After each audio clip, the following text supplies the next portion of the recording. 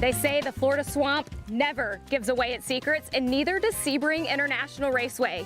It's murky, mysterious, and more than a little mean. I'm Amanda Busick, and this is GT World Challenge America, powered by AWS. The 2025 season is about to get into some deep waters.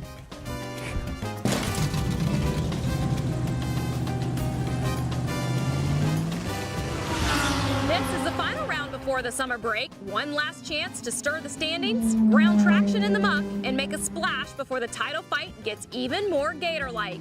Right now, the points margins are tighter than an airboat turn in a mangrove, and it's a small margin for Rothberg and Foley in Pro-Am, and an even slimmer one for Stevens and Grenier in Pro.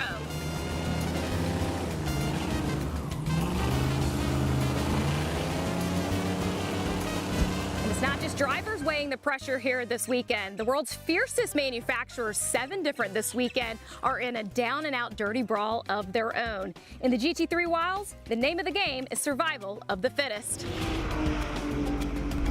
Sebring is no place for the faint of heart or soft suspension. Its concrete jungle, once a World War II airfield, shakes these cars like a fan boat in full throttle. Every point is a prize. Every pit stop is a puzzle. And if you want to wrestle a win out of this swamp beast, you better bring strategy, stamina, and nerves as tough as a gator hide. Out here, the heat is heavy, the pressure is thick, and the circuit bites harder than a gator on a bad day. This is Sebring. It's sweaty, it's slippery, and it's downright savage. Let's get swampy. Florida sunshine overhead, hot conditions around the track, and of course the world-famous bumps of Sebring International Raceway lie in store with 90 minutes of racing.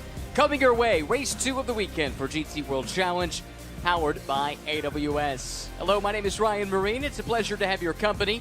Calvin Fish is alongside on this hot and humid Florida day here, Cal. 92 degrees on the Fahrenheit scale already. Temperatures up over 100 degrees as far as the real feel is concerned with the humidity in the air. This is a real test of endurance over a 90-minute race. It is the ultimate test for a race car around Sebring, also the ultimate test for the drivers here with the conditioning coming in. Has to be spot on, otherwise you're going to suffer during these long stints here between 40 and 50 minutes, depending on your driver lineup and your strategy there. But you know, talk about 92, is projected to be up around 96 by the checkered flag here this afternoon, so it's a torturous test indeed. A real challenge for sure for all involved here in this next round of GT World Challenge America.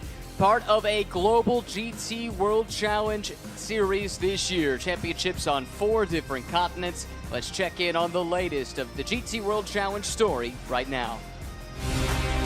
The GT World Challenge is a truly global series, and the month of May is particularly busy.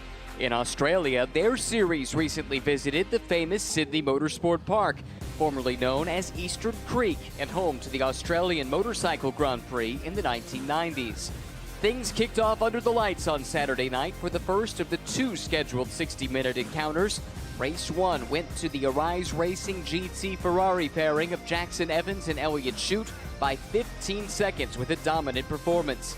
In Race 2, things weren't quite so easy. Following the pit stop, Shute resumed in second place, but found his way past the Audi that new race leader Steve Brooks shared with Ryan Wood with 6 laps to go.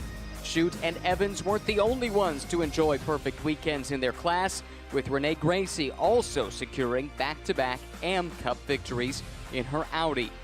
Meanwhile, on the other side of the world, the GT World Challenge Europe Sprint Cup was at the classic Brands Hatch Grand Prix circuit. The track is a real old-school driver's favorite, but very unforgiving, as the Haupt Racing Team Mustang of Roman Andriolo found out in pre-qualifying. In qualifying itself, a whole new good luck charm was in evidence. As adjustments were being made to the mirror of the Windward Racing Mercedes-AMG, it broke. The team were unconcerned, and Mauro Engel went on to take pole position. 10 different brands, the most ever seen at a Sprint Cup event, were in evidence. Thierry Vermeulen led the opening stanza in his Ferrari, building a gap of as much as 2 seconds over his nearest pursuer, but the script flipped during the pit window, with AF Corsa Francorchamps Motors Ferrari of Vince Abreu emerging from the pits with the lead. Chris Lolam's lunge for the lead with 2 wheels in the grass left him vulnerable to Benji Gotha in the McLaren, while the Brill scampered away to take the race win alongside Alessio Rivera. Rivera was making his Sprint Cup debut and replicated a feat achieved by Lucas Auer last year at Brands, albeit in the second race. That and the lucky mirror meant a return to the top of the Brands podium for Auer in race 2 alongside Mauro Engel. McLaren, Porsche, Lamborghini, and BMW all had impressive weekends, and the series looks to be more competitive than ever as they head to Zandvoort.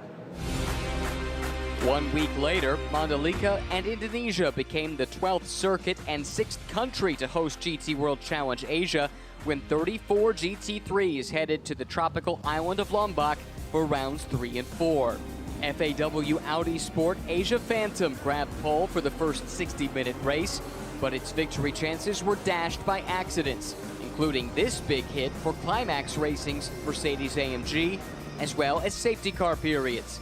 Instead, Origin's reigning champions Bob Yuan and Leo Ye powered through from 6th to score a second win in 3 races and extend their points lead, while Ralph Aaron and Dorian Bacalacci completed the podium after a terrific 5-car wheel-to-wheel scrap.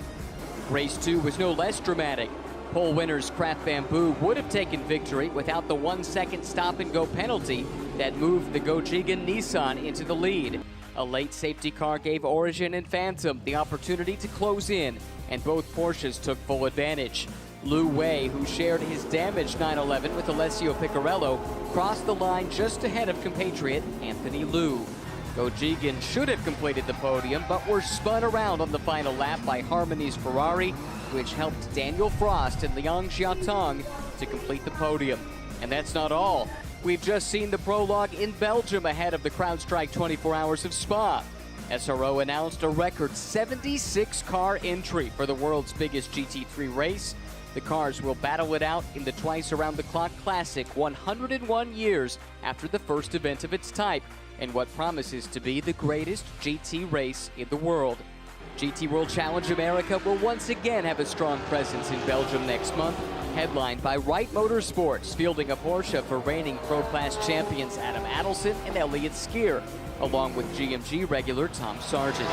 Elsewhere on the grid, former series champion George Kurtz will look to defend his Pro-Am victory of a year ago at Spa, with an unchanged lineup in an SPS Automotive Performance Mercedes-AMG, while 2025 GT World Challenge America regulars Mikhail Grenier, Philip Ellis, and Anthony McIntosh are also set to take part in the Belgian Endurance Classic. And a busy weekend continues, not just here in Sebring, but also in the Netherlands at Zandvoort. Bastian Boos on the pole position. Costa Lapanainen lost some bodywork on his Ferrari 296. This was race 1 of the weekend yesterday from Zandvoort for GT World Challenge Europe. Bedlam at the start, cars spinning, taking evasive action. 41 cars in total filing their way towards the world-famous banking. Pit stops, always crucial in these sprint races. And at the end of the pit stop cycle, coming through the blue and yellow Porsche, Patrick Niederhauser and Sven Muller coming through to take the lead of the race. Mauro Engel, 5-second penalty cost him track position. He was stuck in a battle, ultimately able to come around Paul Evrard and pick up a position late in the going, fighting for 3rd place in a spot on the podium. At the front of the field, though, it was all Patrick Niederhauser and Sven Muller claiming their first victory of the season in race 1 yesterday. After that, of course, we had the focus right here in Sebring with race 1 of the GT World Challenge America weekend. It was hot, and it was fierce on the track as Kyle Washington went for a spin in the early going. Bill Oberlin, not a great qualifying performance, but the veteran laced those boots up and went for it on the opening lap, picking up a couple of positions to make it a random Vandals 1-2 heading into the pit stop window. Good fights for the Pro-Am honors as Matt Bell tracked down Jeff Burton in a car started by Philip Ellis. That's his teammate Blake McDonald celebrating as that Corvette went through to the lead of the race. Connor DeFilippi led home the field for Random Vandals, picking up a massive win for them. He and Kenton Cook at the top of their respective games here at the midpoint of the season. Then this morning, just 64 degrees in the Netherlands, a far cry from what we're experiencing here in Florida. Ben Green on pole for Emile Frey Racing in the red Ferrari. His teammate Chris Lullum alongside as they file through the first couple of quarters side by side. Both of them make good starts. Ben's, though, deemed too good, handed a 5-second penalty for a jump start. Pit stop window, always important, of course. Track position changing hands in those pit stops. Coming out of the pit stops, those two Ferraris from Emile Frey lost positions due to penalties. Spin further back in the pack. Set up the run to the checkered flag for Team WRT, continuing to race at full song. The red BMW, Charles Verts, Kevin van der Linde coming through to take the win. A flawless drive and perfect execution in the pits led to them celebrating on the top step of the podium in the Netherlands.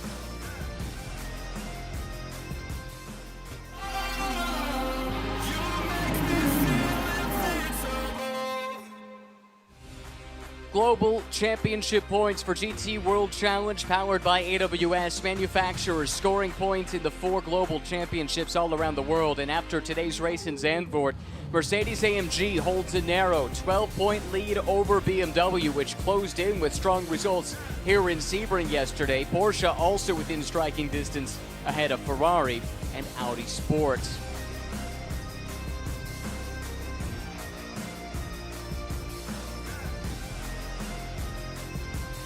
Those are the manufacturer points. Following the most recent race, we'll be scoring more points towards that championship right here in race number 2. Banner day for BMW yesterday. Very strong in the GT4 ranks, actually, across a couple of races here, Calvin. But as far as GT World Challenge goes, remarkable what Random Vandals was able to put together yesterday. Yeah, particularly as the BMWs had a bit of a hit after qualifying in the BOP ranks. They had 10 kilograms added to their race car. The Corvette got 5. McLaren, for example, had 20 kilos taken off this race car. And that really has an effect on a long green flag run like we saw here yesterday, particularly in the heat that we see here this weekend. It's a different BMW on pole position, though, for this race. Turner with Robbie Foley, what a qualifying lap he had. Got pole by about 0.3 of a second. Just amazing, just a stonking lap there, just executed. Robbie said after the run, that is the best BMW I've ever driven here at Sebring, and he's doing it. He's got a derogated bronze driver in Justin Rothberg, and they feel that he's a little out of the box in terms of his speed to be a bronze, so they've actually had 26 kilograms added to that race car, plus the 10. That's 36 kilos of weight he's carrying to put that car on the pole position. So we'll see what happens in race conditions here today. Pretty remarkable stuff. On the other side of the grid, Regulator Racing, they might line up 14th. Led a lot of the race overall yesterday with Philip Ellis, but we've seen this alternate strategy work out on race 2 a couple of times. Several race wins this year. Actually finished second in race 1 yesterday. They're very much in the Pro-Am Championship battle now. Big time. It's only a 3-point lead that Rothberg and Foley have after that runner-up finish for Jeff Burton and Philip Ellis here yesterday. And it's on day 2 where any yellow in this race really helps out that strategy. It minimizes the gap that Jeff Burton may have fallen behind and compresses the field for Philip Ellis to do what he does best. Sebring, a classic venue. So much history around this place. Opened up in 1950. The first race ever held here was on New Year's Eve Day back in 1950, and we're about to write another chapter in the history of this great facility. Here to sing the Star-Spangled Banner, please welcome Rebecca Wills.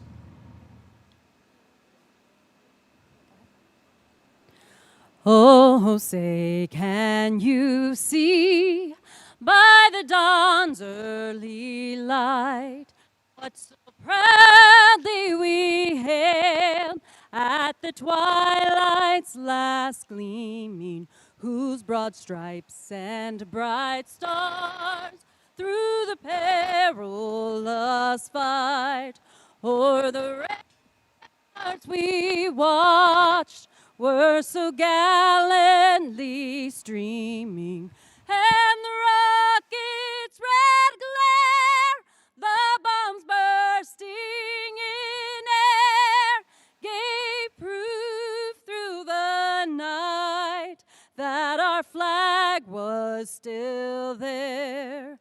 Oh, say does that star-spangled banner yet wave?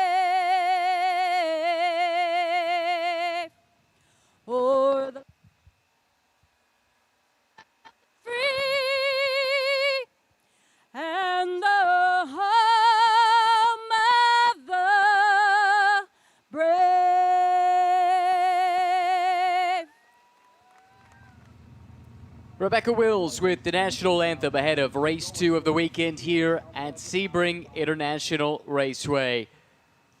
So much excitement as we get ready to go. Really exciting race yesterday with different strategies in play. Some cars stronger at the beginning of stints, others stronger towards the end.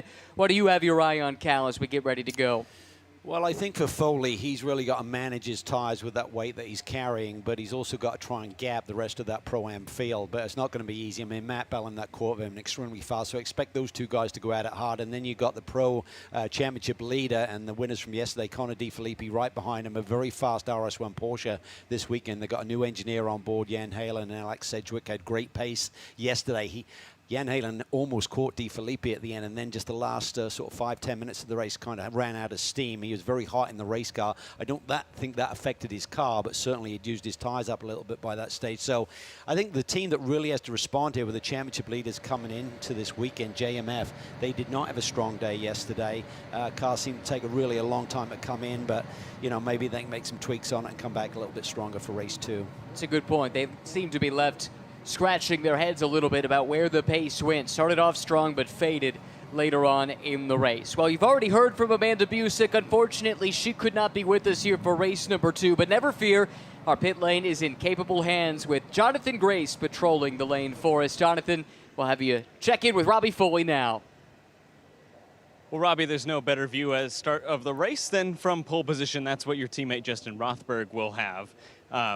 What is the prospect for this race? It's the BMW package has looked phenomenally fast the whole weekend long. Where's your head going into this race? Yeah, just starting to lead from the front and protect the tires. Hopefully get a good start, manage the gap behind, and hopefully we have the pace to kind of keep everybody behind. But today in this heat, it's all going to be about managing tires, so that's going to be the goal. Of course, you'll have the DXDT Corvette behind you. They've been fast as well. Has that factored into today's game plan? For sure. We know that they're strong on a long run. We definitely have the short run pace, so we'll see how that trade-off works. But yeah, hopefully we've made some tweaks overnight and we're in good shape. Well, best of luck. Robbie Foley starting in the best position on the grid in P1, guys. Back to you. He's got a great starting position, that's for sure. Robbie Foley, great qualifying lap, but his work is cut out for him today. Yeah, and I think the key is the Corvette going to be behind? I think Matt Bell would love to get that clean air onto the front end of that Corvette and try and make a move down into turn 1, but the BMW seems to come alive early. We'll see how that plays out, as Robbie said. Getting closer to the start of this race. Good to hear from the pole sitter. Interesting that the front row, 2 Pro-Am class cars, not a big surprise when you look at the pros that are in that Pro-Am class, but then you get the top 3 in Pro all together with DeFilippi, Jan Halen, and Mikel Grenier. That should make for a very exciting start to the race. Back down to Jonathan now.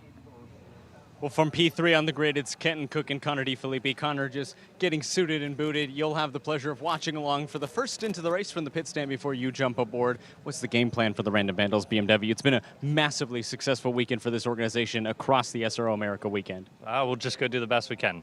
Hopefully the best we can is P1, but the Porsche showed some pace yesterday, so it's going to be tight. So we just have to go make a good pit stop. Connor's just going to do his thing, hopefully bring it to me in a position that is up front, and which I hope he can. I'm sure he will. And then from there, we'll hopefully finish the job. But yeah, it's going to be an interesting race. I think that Porsche's got something in the heat here. Couple of quick cars in front of you, though, with some fresh, fast cars behind as well. What's the game plan early to clear the Corvette and the fellow BMW ahead?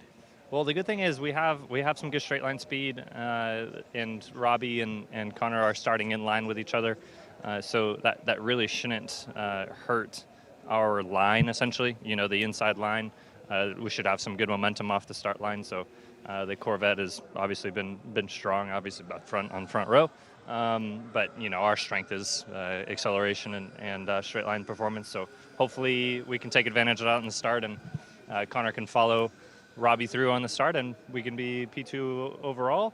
But you never know. We'll see how it starts out, and we'll keep our nose clean and try to make it to the end of the year here with a clean car. That's the first thing. I want to ask you quickly, as Connor climbs aboard here with the gear on, what's in a driver's mind as they climb into a race car? It's hot, it's humid, you're thinking through the race strategy and the plan ahead. Where's your head at? You're really trying to think of the things not to screw up when it comes down to it. Really just, you try to lean on some of your experience in the past of, you know, situations you put yourself in that essentially you can kind of play through in your head, you know, whether there's a gap going into a braking zone that, you know, there's a line of cars on the inside, and then you have a free lane on the outside to brake as deep as you can, and maybe the inside line is stacked up and you can drive around the outside, and vice versa. If there's a line of cars on the outside and there's a clear lane on the inside, you can kind of take advantage of that as well. But, you know, there's things that you're thinking about in the car that you're really just trying to be aware of not getting your nose chopped off, and putting yourself in a situation that would chop it off is less than ideal. But yeah, that's it. Well, Kenton Cook and Connor DeFilippi starting P3, looking to make it a great weekend for Random Vandals here at Sebring International Raceway, one of the oldest and most iconic racing venues in the world and in the country. What a better way to take a look at it than with a lap of the track with our very own Calvin Fish. History, tradition, and respect the bumps. That's what Sebring International Raceway is all about. Certainly one of the most challenging circuits that we run on all season long on the Championship Trail. And I'm joined this morning by Jan Halen, driver of the number 18 RS1 Porsche. In the Championship, mate, you're coming in here with 3 consecutive podiums, and you're one of the most successful drivers here at Sebring. But I feel there's a couple of corners here, mate, that are maybe the most challenging that we run on all season long, and it starts here in Turn 1. What do you think? Yeah, this is certainly one of my very favorite tracks, yeah, you're right. It starts in Turn 1. It's just such a challenge, and it feels so good when you do it right, and it doesn't happen every lap. It starts with the approach. It's a blind, blind coming in. I think everybody uses kind of the end of the wall there as a turning point, but then you're going in with so much speed. It's fun to. It's a very light tap on the brake. You're aiming for the board. You see it up there with the 0 on it. That's kind of your apex point.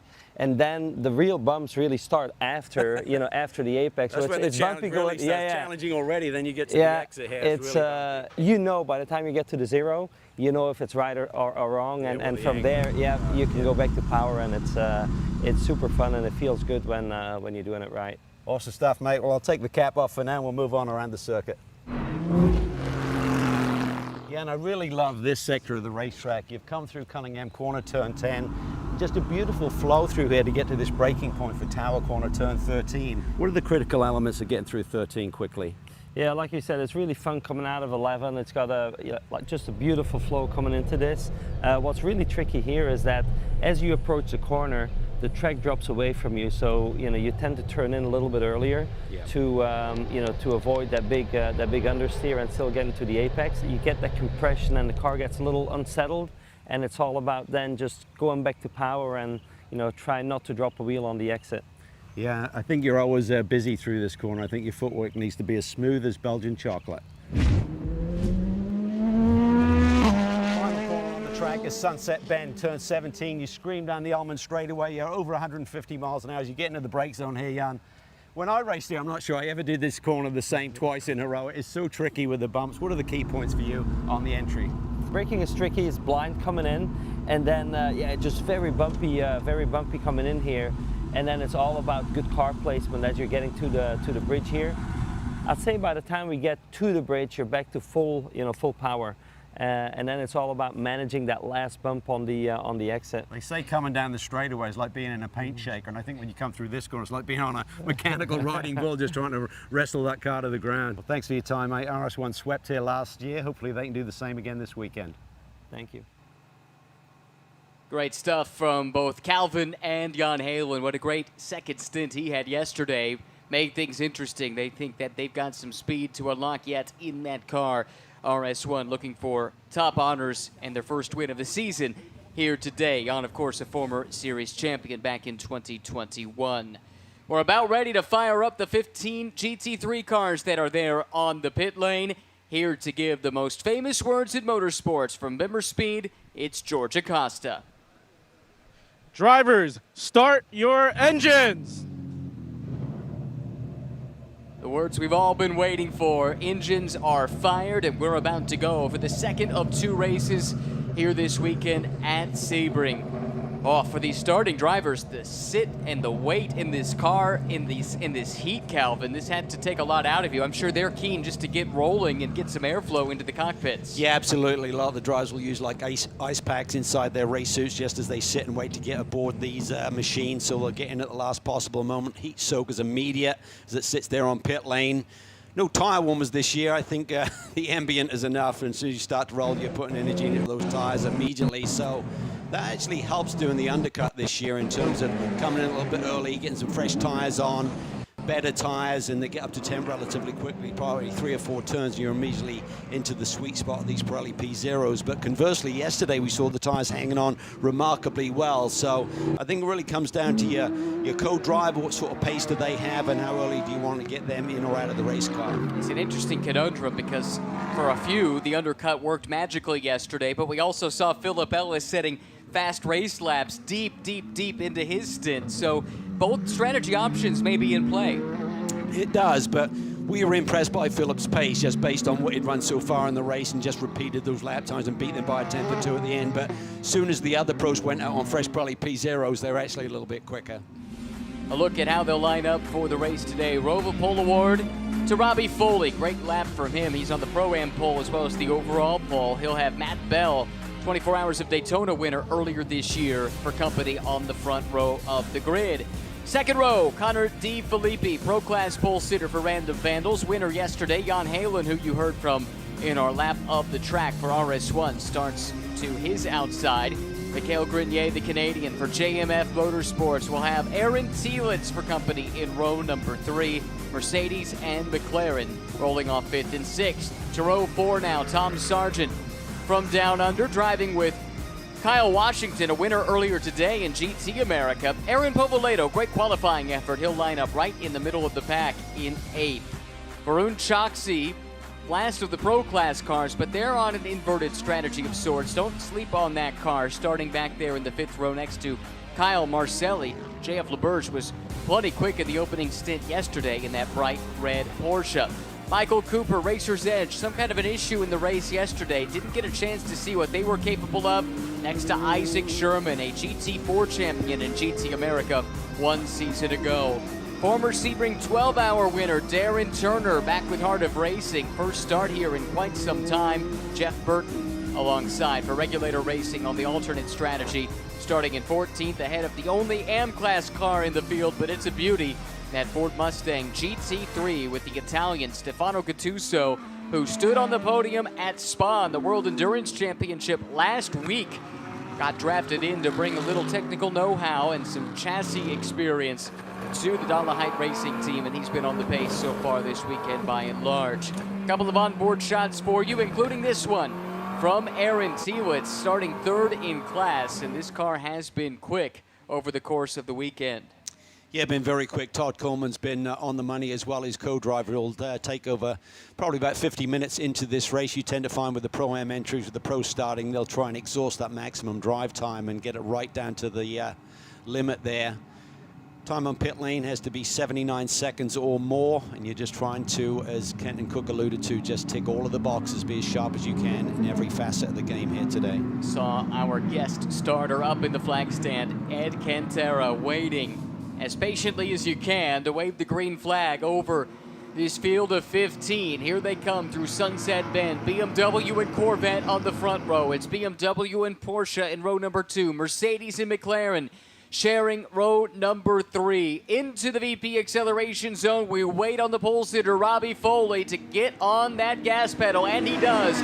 There's the green flag, roaring down towards turn number 1. Picture perfect start from Foley, and as we heard Kitten Cook allude to, Connor D. Filippi trying to fill that gap. He got to the inside of Matt Bell, side by side through turn number 1. It's still side by side in the run down here to turn 3. Yeah, Matt Bell doesn't want to give it up, and the McLaren there of Thielitz runs a little bit wide. Looks like Connor D. Filippi finally clears Matt Bell in the Corvette, and you have to wonder if there was conversation this morning between the two BMW factory pilots, Robbie Foley, telling Connor D. Filippi what his intentions were. He loves this scenario with Matt Bell being gapped by a pro race car. Yeah, it's great news for Random Vandals. Big gap back to the next car in their class. That's Jan Halen in the RS1 Porsche, which is under assault right now from Tom Sargent in the GMG Porsche. Then it's Mikhail Grenier. So Sargent, a Pro-Am car in between the two pro cars of Halen and Grenier, as we go back on board with Thielitz in his chase of Matt Bell for 2nd and 3rd in their class.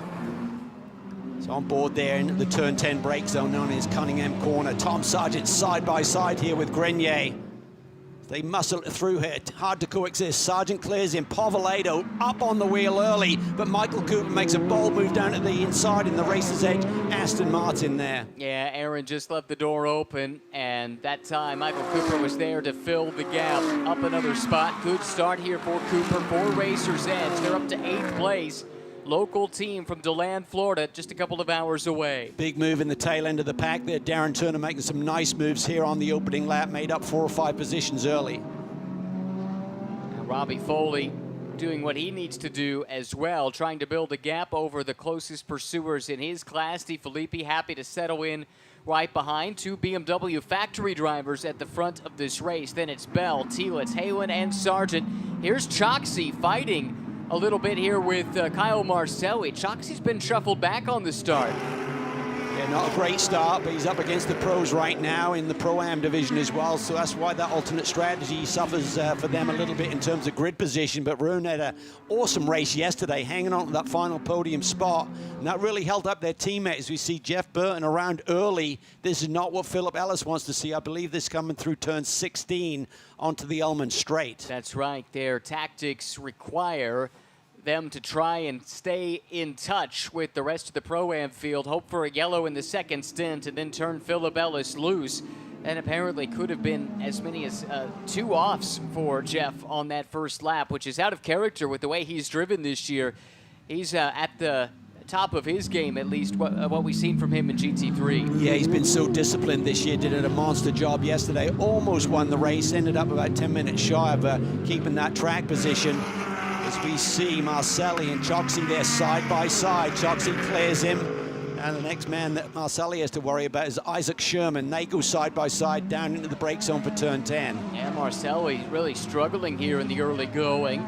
Sherman gets to the outside. This is the first track at which Isaac ever drove a GT3 car. Did a test just a few weeks before the season started for CRP Racing right here at Sebring. They liked what they saw of one another, inked the deal right away, and it's been a pretty good start to the year, although Sebring's been a bit of a struggle with some issues. First in practice, just looking for speed, and then it off with a puncture in qualifying for Jason Daskalos that had effects on both races in terms of their starting position. Yeah, absolutely. For Sherman, he actually had a repaired race car they had to go out and qualify with, and they lost all of their first session time, so that put them at the back of the grid and on the back foot here yesterday for race 1.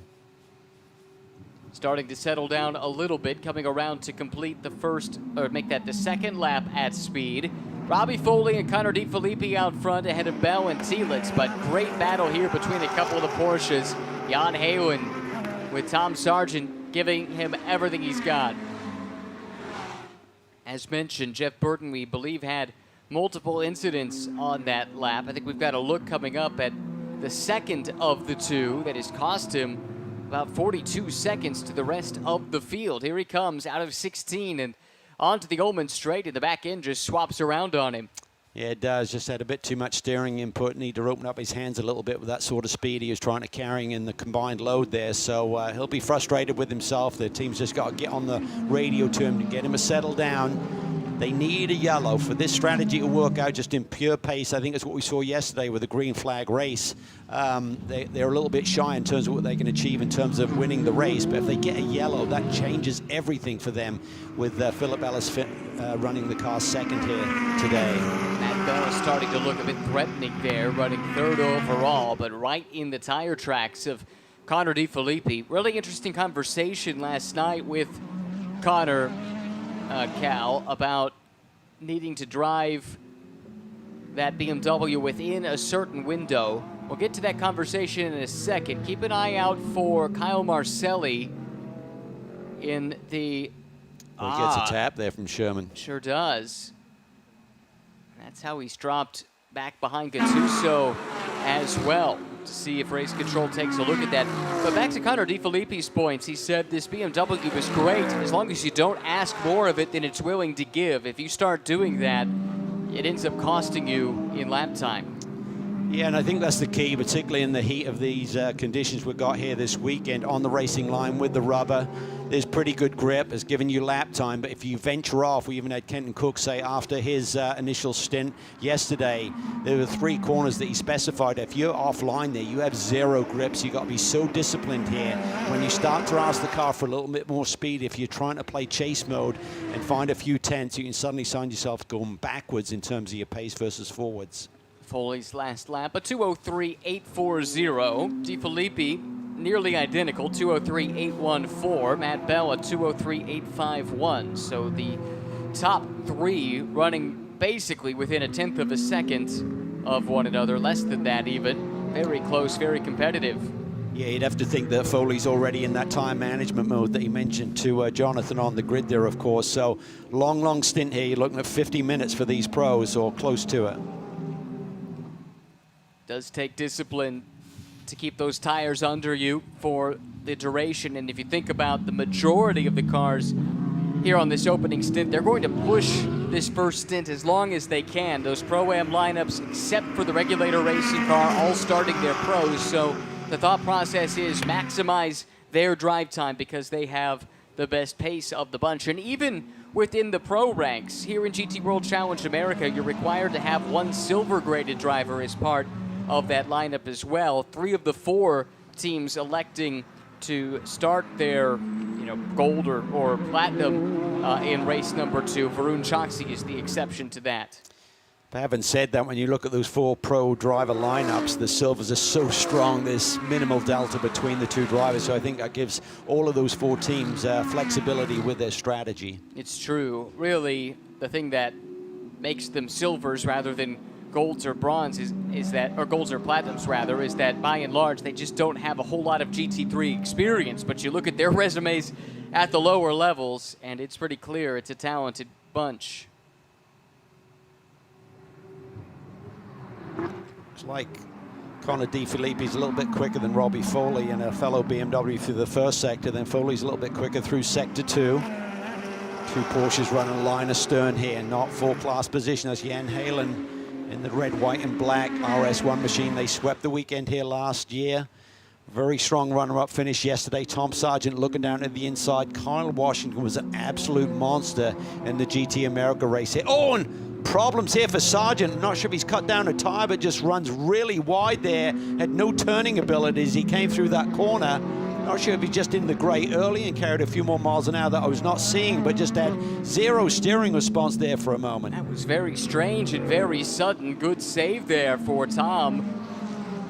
Trying to get a glimpse of whether or not there's any visible damage or punctures. It's hard to pick up on anything. It really was.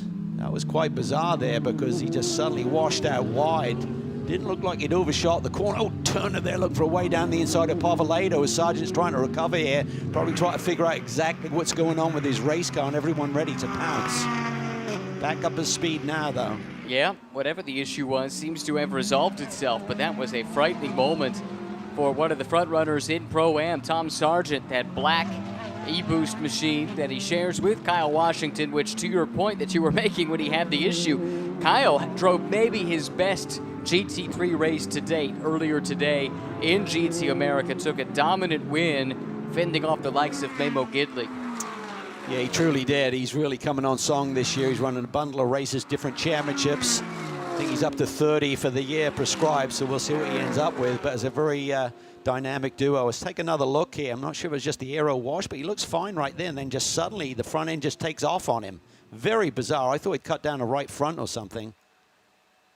And then was very slow to get back onto the racing surface. That was probably prudent, making sure he didn't rejoin into any of the traffic. And of course, all that dirt and debris up on the hot race rubber as well. Good job to recover, but lost a lot of ground.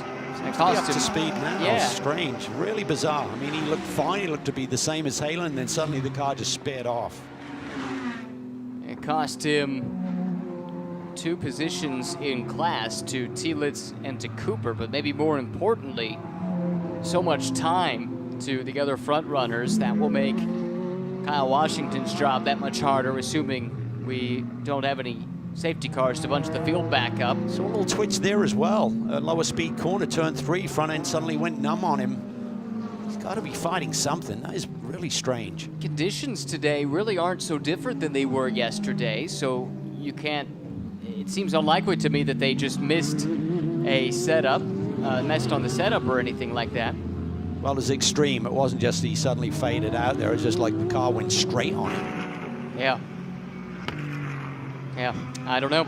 Well, maybe Jonathan can check in with GMG. And I think right on cue, he has turned up in the GMG pit area and has this update on Tom Sargent. So I just checked in with the GMG team, and they said Tom actually clipped the inside wall at turn 1, and it's thrown the steering out of alignment. So he said, other than that, the car feels okay, but the steering is most certainly not straight at the moment. That's what led to him washing wide on corner exit. So he's going to have to manage bent steering for the rest of the race, as will his teammate in the second half of this one, guys. Thanks for the update, Jonathan. Yeah, everything feels great about the car, except it doesn't go straight when I point it straight. Super. I don't think it was on the lap where he saw he suddenly had the moment, so maybe it was an earlier lap where he clipped. I don't think he clipped on that particular corner where we saw him spear straight on. Yeah, I don't remember seeing it either. But it was like literally no one was at home when he was turning the wheel. Now that would be spooky behind the wheel. Hard to be confident, and you need so much confidence into this turn here, turn 17, into turn 1. You want to know, right, that the car is going to do what you ask it to do when you get there. Yeah, I mean, race car drivers can deal with a lot of things, but an inconsistent race car is not what you want. You know what I mean? You need the brake pedal to be there. If you've got inconsistent braking or inconsistent power steering, that's when it's really mental torture for you.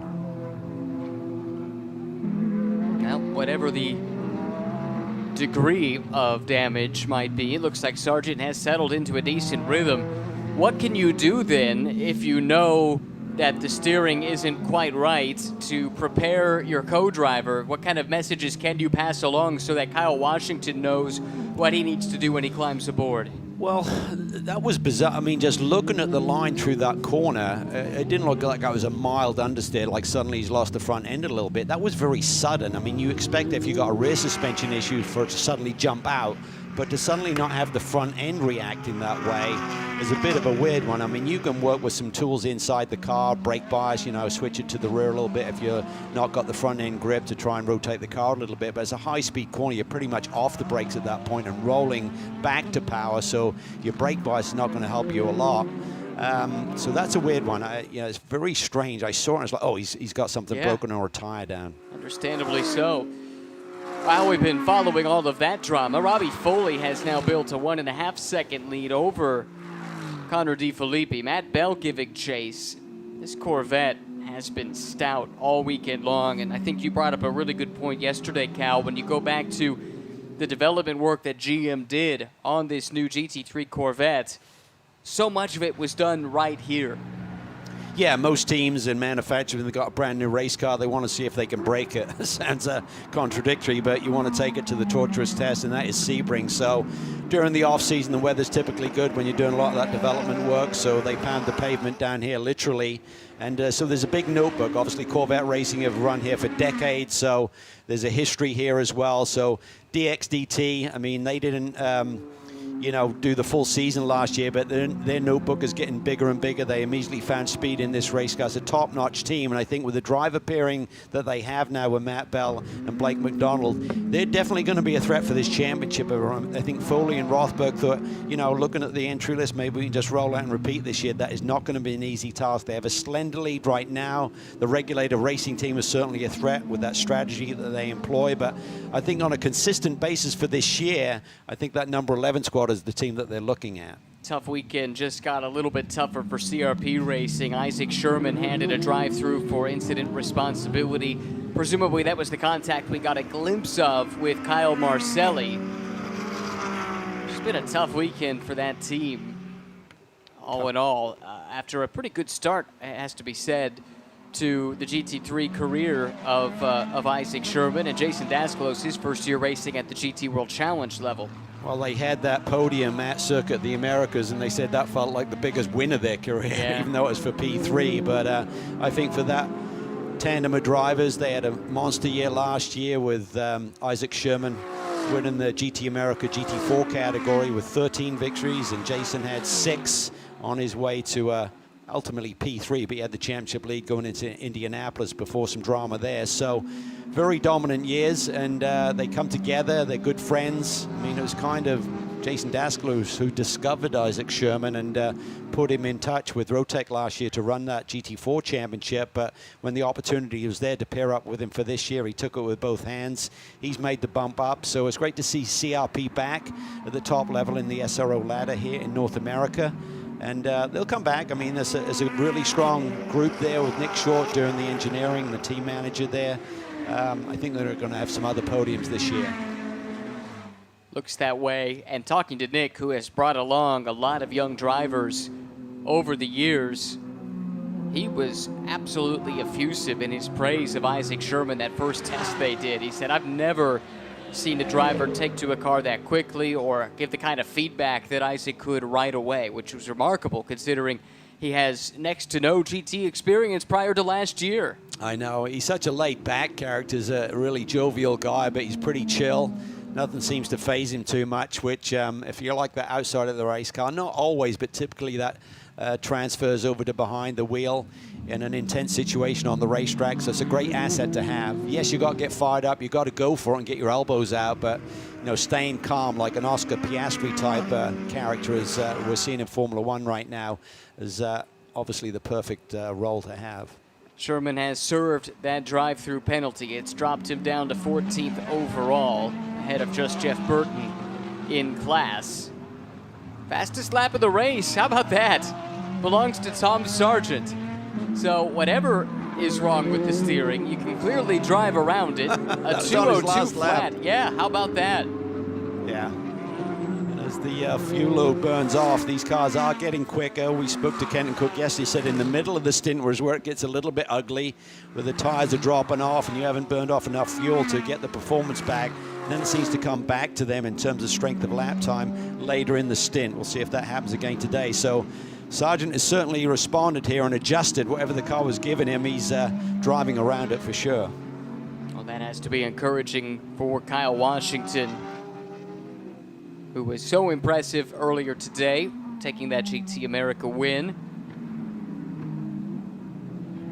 Marcelli has recovered nicely from that spin, courtesy of the contact with Sherman. This is Stefano Gattuso making his debut in North American racing. He was telling us post-race yesterday, first time getting to race in the States. Multimatic, firm that's responsible for the design of this Ford Mustang GT3 on behalf of Ford Motor Company, were consulted when Dalahai Racing wanted another bronze driver to run at the AM class that had some experience with this chassis. They connected the team with Stefano, and they have been right in the ballpark by and large this weekend. A little down the order here today, but they were right in the middle of the field for a good chunk of the race yesterday. Yeah, great progression. I think bringing the 41-year-old Italian driver with a ton of GT experience on board is certainly a great asset, along with obviously his time with Proton over in the World Endurance Championship with the same car, so that will really help that learning curve for them. That is becoming a global program now. A lot of the focus was on North America last year. A couple of cars in the World Endurance Championship and a little bit of presence in GT World Challenge Europe, but that has grown tremendously. Expect to see that continue. Ford very ambitious with its sports car racing plans, not just in the GT ranks, but announced recently there'll be prototype racing in the near future too. Yeah, they have a lot going on. Obviously, got to be with Red Bull F1 team with their engine program moving forward as well. So Mark Rushbrook, the motorsports director there, has got his hands full, certainly. It all starts at the top. Jim Farley, who heads up the Ford Motor Company, a passionate racer himself, believes in motorsports as a marketing tool, a research and development tool to make the road cars better. When you got the guy at the top competing and racing on weekends, that's a good asset to have if you're looking to work with Ford moving forward on their motorsports program. You know it's built in, and he believes in it. Tielitz in the McLaren now coming under a bit of pressure. Mikhail Grenier starting to pick up the pace a little bit. New fast lap of the day for Jan Halen, so that Porsche's coming alive here a little bit. Runs second in the pro class, 4th overall. So he's starting to hone in a little bit on Matt Bell, who's actually 7/10 quicker on that last lap and half a second quicker than the leaders, both overall and in the pro class with Connor De Filippi. There was some thought that the 911 might thrive in the heat, maybe more than some of the other brands. You heard that alluded to in some of the pre-race interviews. Does seem like that car was strong late in the going yesterday. Saw Jan walking in the hotel last night after a heavy afternoon of activity. He was exhausted after his run. They elect to not run the air conditioning on this Porsche to boost the horsepower a little bit. And he is a really fit guy. He's an avid cyclist, owns a cycle shop, and he's one of the fittest drivers you'll find in our paddock. And if he's exhausted after 50 minutes of action, you know how much hard work it was out there. Yeah, originally from Belgium, now calls Florida home, so he also should be used to the heat and humidity. He's been living here for a couple of decades now, but was absolutely knackered, as they all were after the race yesterday. Excited to see his co-driver in the second half of this race, young Alex Sedgwick, who just got his A permit on the Nürburgring Nordschleife. That was a moment. Just kind of hooked that right front there on the curbing there and over-rotated the car a little bit. I don't think he lost too much ground, but definitely was sliding the rear there for a second.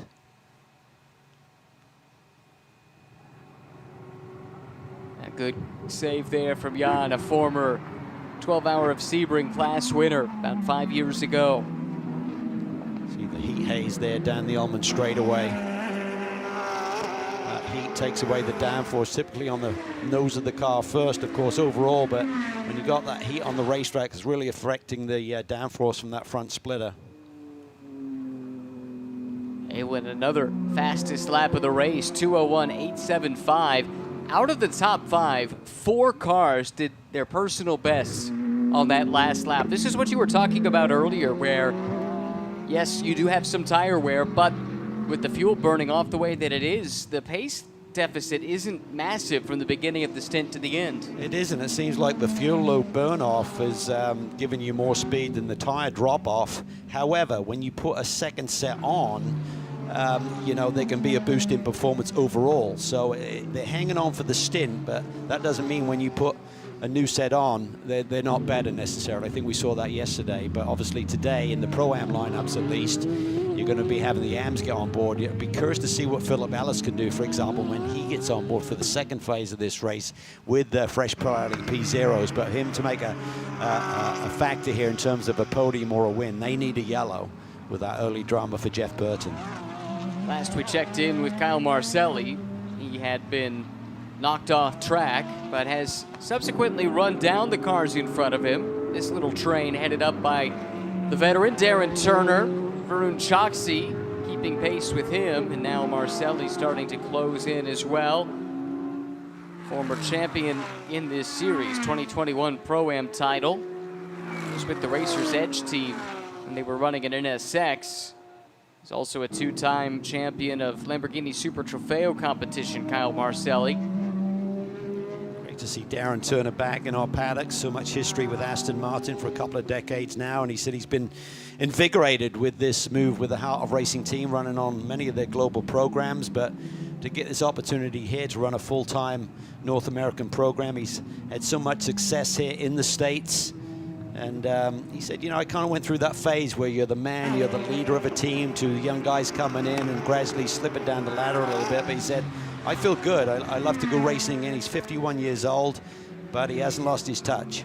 No, and a great resource, too, for Gray Newell, who he's sharing this car with. This is Gray's first full season of GT3 racing. He's dabbled a little bit overseas, primarily been racing GT4 here in the States, but to step up and to have a veteran like Darren Turner, who's been through it all before, you can learn so much from someone like Darren.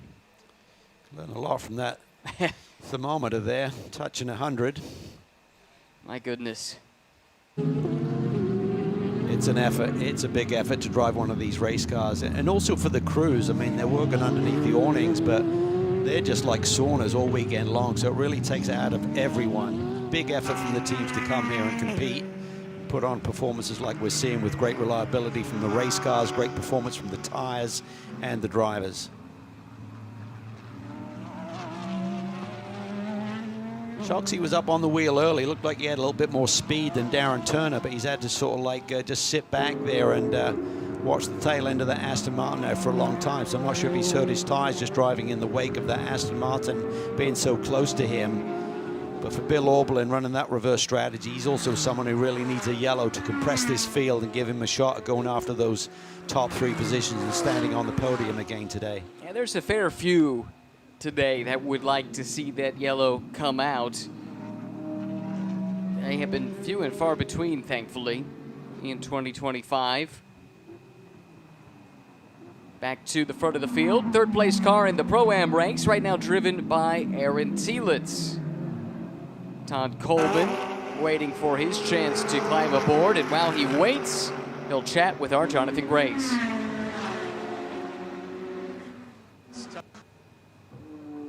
The cars are going by right now, but in that car for you is Aaron Telitz. He's doing a great job. He's running right now in class. What kind of a race car does he have this weekend? Well, his race start was amazing. I don't know if you saw it, but he passed 2 cars on the outside going into turn 1 on the opening lap. The challenge with this car is it doesn't like high heat and it doesn't like dirty air, so the combination of 2 and Sebring doesn't make for amazing in terms of attacking cars once the race is going, but super happy with the setup. The car's working well. The team's done an amazing job so far. You mentioned the heat. It's been one of the big storylines all weekend long. It is brutally hot here in Sebring. I know you're enjoying a little bit of time in the shade, but you've got the fire suit done up now. Aaron's doing a lot of work in the car. You're running the air conditioning. What are you doing, if anything, to try to cool yourselves off? Because it seems brutally hot in there. What's an air conditioning? There's no air conditioning in the McLaren, so we got a cool suit. We're taking as much fresh, hot air as we can. But it's a blistering one. I mean, I thought yesterday was probably the hottest race I've ever driven in. Aaron agreed. I actually think today is hotter because the sun is more intense, so it's going to be a long race. The McLaren does look fast. How comfortable have you felt aboard this weekend heading into your stint? Super comfortable. Like, we've third race weekend. We had some seat fit issues the first weekend.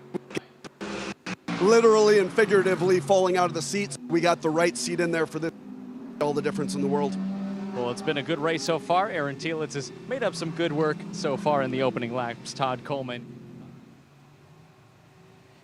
Yeah, thanks, Jonathan. Todd, eager to get in there, and that thing he was talking about with the seat, he was telling us about that earlier in the week, where the seat that he had just didn't fit him quite right, and that can be exhausting if you don't have the right fit and you have to work at just trying to be comfortable in your seat. Oh, it's bad on any racetrack, particularly here, because you're kind of bracing yourself in the race car through these high G corners. So if you're moving around in the seat, it's hard to feel your butt in terms of it moving around on the racetrack and feeling the race car. So it's so important. It's a major investment. I mean, these seats are not inexpensive. To do a properly poured and sculpted seat is about 15 grand. So that's the sort of investment that you have to make sure it's fitting both the drivers. That's the thing with endurance racing, it's having both drivers comfortable.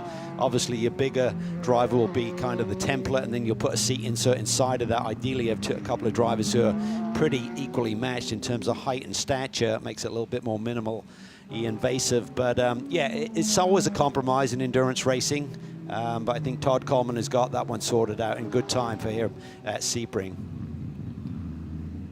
Kyle Marcelli reeling in slowly but surely. Varun Choksi. This is what it takes to go fast around this place. You have to handle the bumps, and it's probably bumpier here in turn 17 than anywhere else. Unreal. That's a great visual right there, the slow-mo through 17. Certainly the suspension systems and the damping systems have gotten so much better over the last 15, 20 years, so those visuals used to be even more extreme, but even now you could see, it seems like you can tighten it up a little bit. It seems like there's good grip there, but there's one monster bump that you're hitting, and that was displayed there by Kyle Marcelli. Crew members also, spare a thought for them. They have to be in their fireproof gear as well. It is brutally, brutally hot. Well, the pit stops are so important, and if you're If you're physically exhausted or just too hot, you can't focus properly, and everyone's got to be on their game for these pit stops. That can really be the difference between winning and losing, as we've seen so many times over the last year or so. Speaking of pit stops, we're about 8 minutes away from that pit window opening. 8 minutes from now, you can make your first stop, and if you execute perfectly, you would leave the pit lane with just the right amount of time remaining in order to not run afoul of the drive time rules. Yeah, and we certainly expect to see Jeff Burton in at the earliest possibility. That's what they do every single race weekend with he and Philip Ellis. Choxy may come in and get some new tires to Bill Aublin, see if he can do a bit of an undercut and do a few more laps. So even when you think about these Pirelli P Zeros we talked about already today being really strong at the end of the stint, if you get someone like Ellis or Aublin on a fresh set, middle of this race, and go back out there, they can really get the hammer down, and that's what we call the undercut, where you're laying laps down a little bit quicker than the drivers that have stayed out there. You pay the price at the end of the stint, obviously, but it could gain you some track position. Majority of these cars will probably run long, as we talked about here in the opening stint, but Choxy definitely is a nominee to perhaps make that early dive to the pit lane. We know Jeff Burton will. Others, maybe if you're stuck in traffic and you don't feel like you can get by on the track, you try and do something differently from a pit strategy perspective, especially with as quickly as these tires are coming up to temperature here this weekend. Yeah, I think Grenier possibly to Mackay Stevens, they'd be an option to make a move. Jan Halen obviously has a great teammate as well, so there's a few other cars out there that may be thinking about stopping on the earlier side. Robbie Foley has not escaped the clutches of the chasing cars. Connor DeFilippi now 1.3 seconds behind. They ran nearly identical lap times the last time by. Matt Bell right there in tow behind the BMW 2 in that brightly colored, multicolored Chevy Corvette. And Jan Halen, maybe the quickest of all. In fact, he was on the previous lap. We'll check the times here this time. Foley at 2:02.4, 2:02.3 for DeFilippi. Bell at 2:02.1. Halen as well, 2:02.1. And just a little bit quicker than even Matt Bell. So fastest car is the car at the back of this train. Yeah, for Foley, he's trying to manage these tires. His real race right now is between he, Matt Bell, Aaron Telitz in terms of the other Pro-Am runners. He's trying to gap them as much as he can and give his teammate Justin Rothberg, just to get into that weight we talked about at the start of the show. Justin Rothberg is the only derogated bronze in this field. It means he's been pushed down to a bronze status. Because of that, there's a new rule that came into place in the off-season. If we feel that you're out of the performance window of all of the other bronzes, you're going to get some weight added. They added 13 kilograms after Sonoma, going into Dakota, and since then a further 13 kilograms, plus the BMW took that 10 kilogram hit with BOP after qualifying here yesterday morning. So that's going to make Justin Rothberg's task even harder. Foley's hanging on with that extra weight, but it certainly does not help a race car in any shape or form. No, that will be something to manage in that second stint. It's something to keep an eye on, especially Blake McDonald, I think, in the Corvette. Corvette seems to be pretty good on the tires. It's been quick around this place. Blake's been on top of his game, too. So in that Pro-Am battle, this Corvette could be the one to watch in the second stint if they can execute in the pit lane. Yeah, and with a couple of wins now, they're gradually moving themselves into championship contention, come into this round of the weekend, 17 points back after the big win here yesterday. So another win today, it's a minimum of an 8-point gain, depending on where the 29 car should finish. But I'm not giving them the victory just yet. You know, Rothberg's going to fight, and Turner Motorsports going to fight hard for that win. Yes, and a full course yellow totally changes the complexion of this race, should we get one here inside the final hour. Jan Halen continuing his pursuit of Matt Bell, this time dropping off a little bit. Bell closing in on the back of Connor DeFilippi. Tell you, that top group, though, the top 5 cars running lap times within 0.2 of each other every single lap, it seems. Then about 0.3 back is the next group, all running lap times within the same number, but about 2 to 0.3 off. It is amazing to watch these pros at work and the metronomic consistency that you see out of them. That's what separates these factory driver level drivers from other good drivers. Plenty of people can go out and do a fast lap, but to do fast lap after fast lap after fast lap is a real challenge indeed.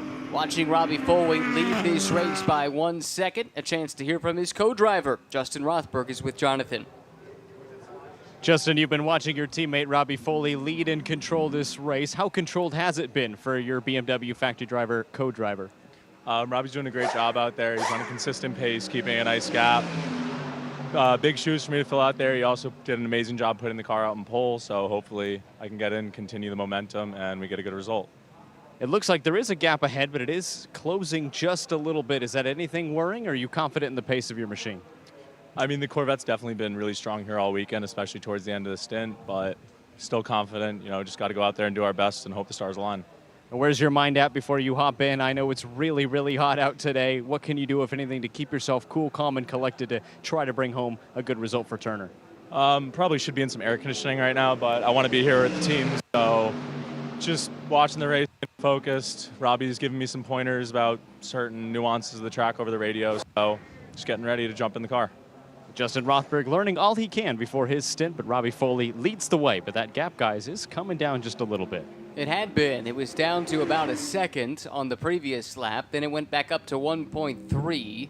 It stays at 1.3 this time around. It's worth keeping an eye on, definitely. And it's interesting that Justin also identified that Corvette as the one to watch, especially late in the stint. You know, I think the fact that Justin doesn't have his helmet on just yet indicates that Robbie's going to dig a little deeper into this race distance before he hits pit lane. But great insight there that Robbie Foley has the bandwidth to be talking to his team and to Justin in particular about what the car's doing and what to look for when he jumps on board. And you typically see those drivers then, when they get out of the race car, they'll then get on the radio and talk the driver through just got on board. There is some damage to the diffuser of Michael Cooper. Watch at the back of that car. There is something flapping, especially on the right-hand side. That car has been hit or went over a curb, perhaps, and it caused some problems. And definitely an issue on the right Looks like side. He's been hit.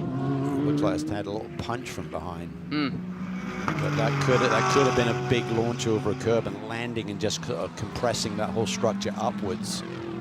It's not like it's been dropped down. It's like it's been shoved up. Was my initial take on the visual there. How will that affect the handling of the car? Yeah, it can get quirky. I mean, those diffusers really work and generate a lot of downforce from the underneath of the race car, so it can certainly unsettle the stability as you're turning in and you're heavily loaded through a corner like turn one. It's like adding another bump to the racetrack, which you don't need here. This is for the final step. No, it's not. It's for the fourth position, sorry, in Pro-Am. Get to see much of this Aston yesterday, unfortunately, in race number one. Michael Cooper and Jason Bell. Cooper in Pirelli GT4 America was a shining light. Some of his pace yesterday and today both. He led a lot of the race overall today, earlier on. Just eye-opening stuff. Struggling a little bit with some damage here, though. That's going to be difficult to manage as the pit window is open. Into the pits comes Connor DeFilippi, interestingly. Mikael Grenier will follow him in. It looks like the first two to blink are both out of that pro class. Yeah, I think they believe the undercut may work here. Kenton's got equal pace to Connor DeFilippi. They're also run a little bit more conservative, because if you stay out, you get full course yellow, you can lose that lead. And if anyone else has hit pit lane, you're going to be behind them when it cycles through. So I like the call.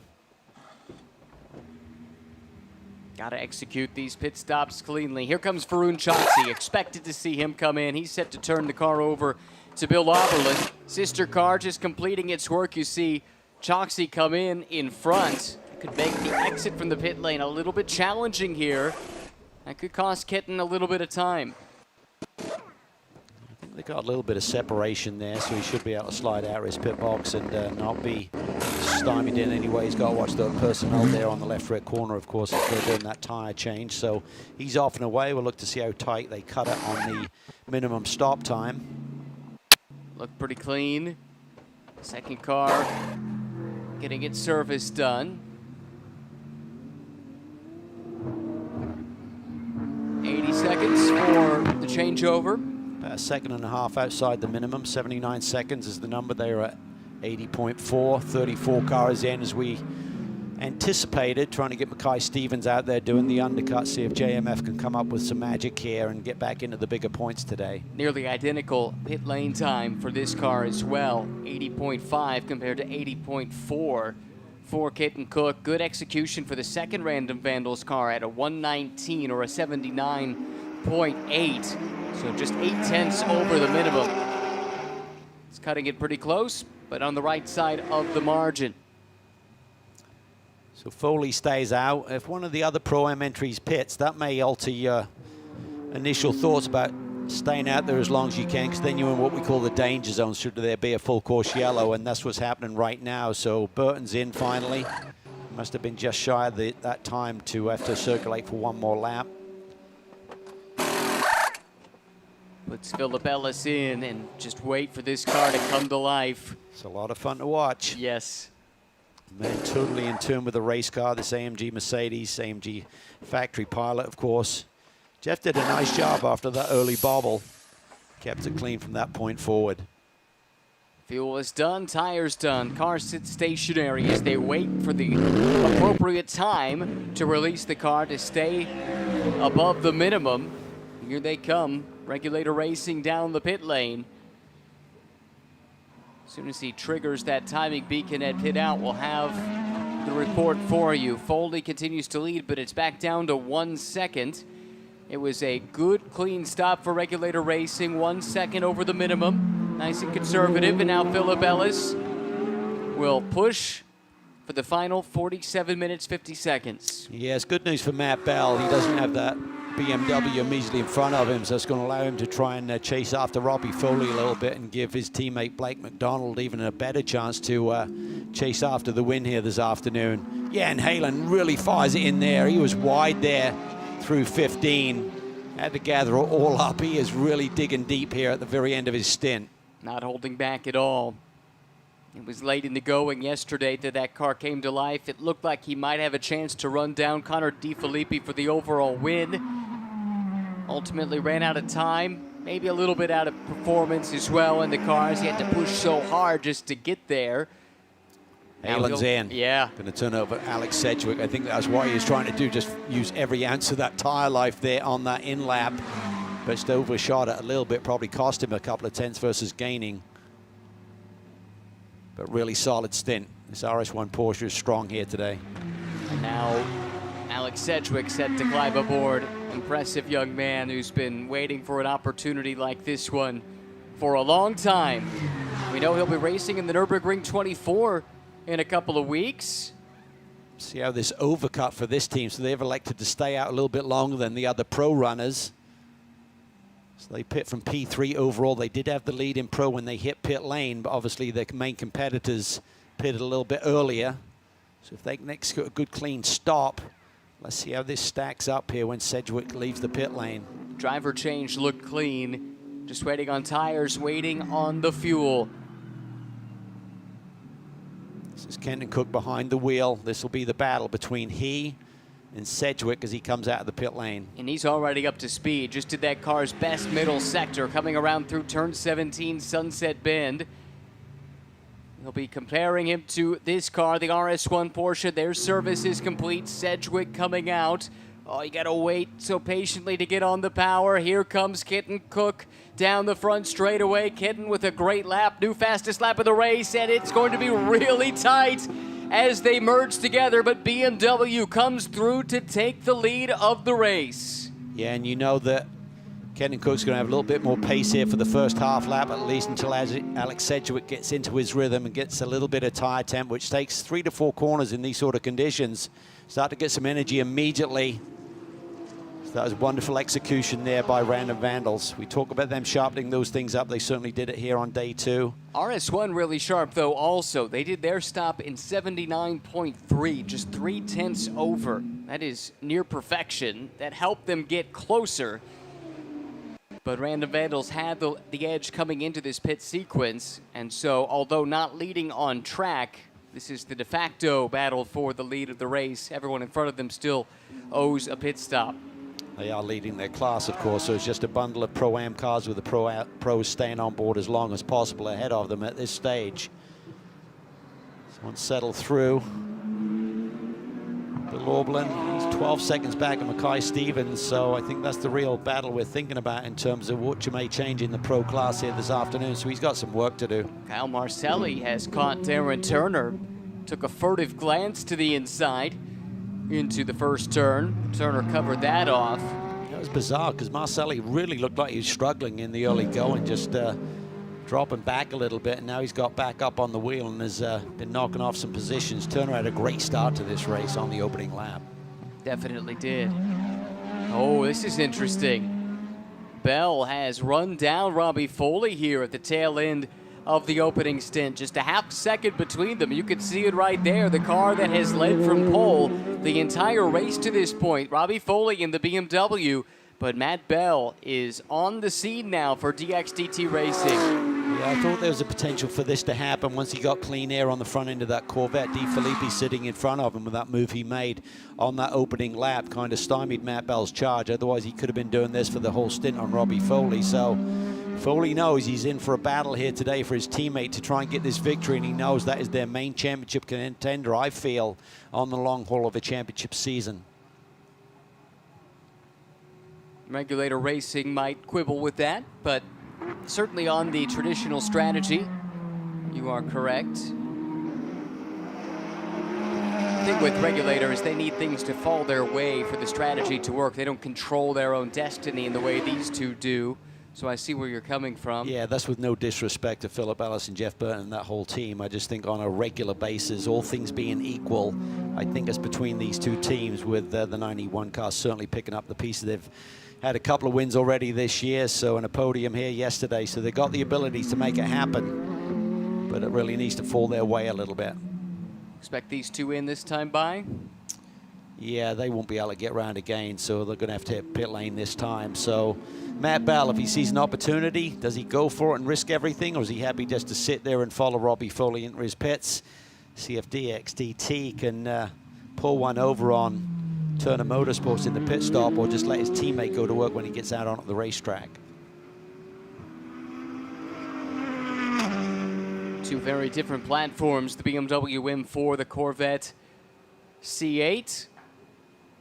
Nearly identical lap times between the two. Foley actually edged out a slight advantage over Bell on the previous lap. Interestingly, these guys all are running about a second slower than those that have come in and made their stops already. Kitten Cook's 2:01.5. Exactly. So they got great performance from these tires late in the going, but when you put another pro out there with fresh tires, they're going to be quicker. So that undercut really has an opportunity here. The key is these drivers don't have another pro to jump on board. Right. That's why I like not to do it. Out of the Pro-Am ranks, Heart of Racing did need to call Darren Turner in. I don't know that he would have had time to get around one more time without going over the drive time rules. So Turner is in and turning over to Gray Newell. Good last half lap here for Foley. He's going to come into pit lane this time, and he's gapped the Corvette a little bit. Oh, Matt Bell really takes it in deep there on the brakes.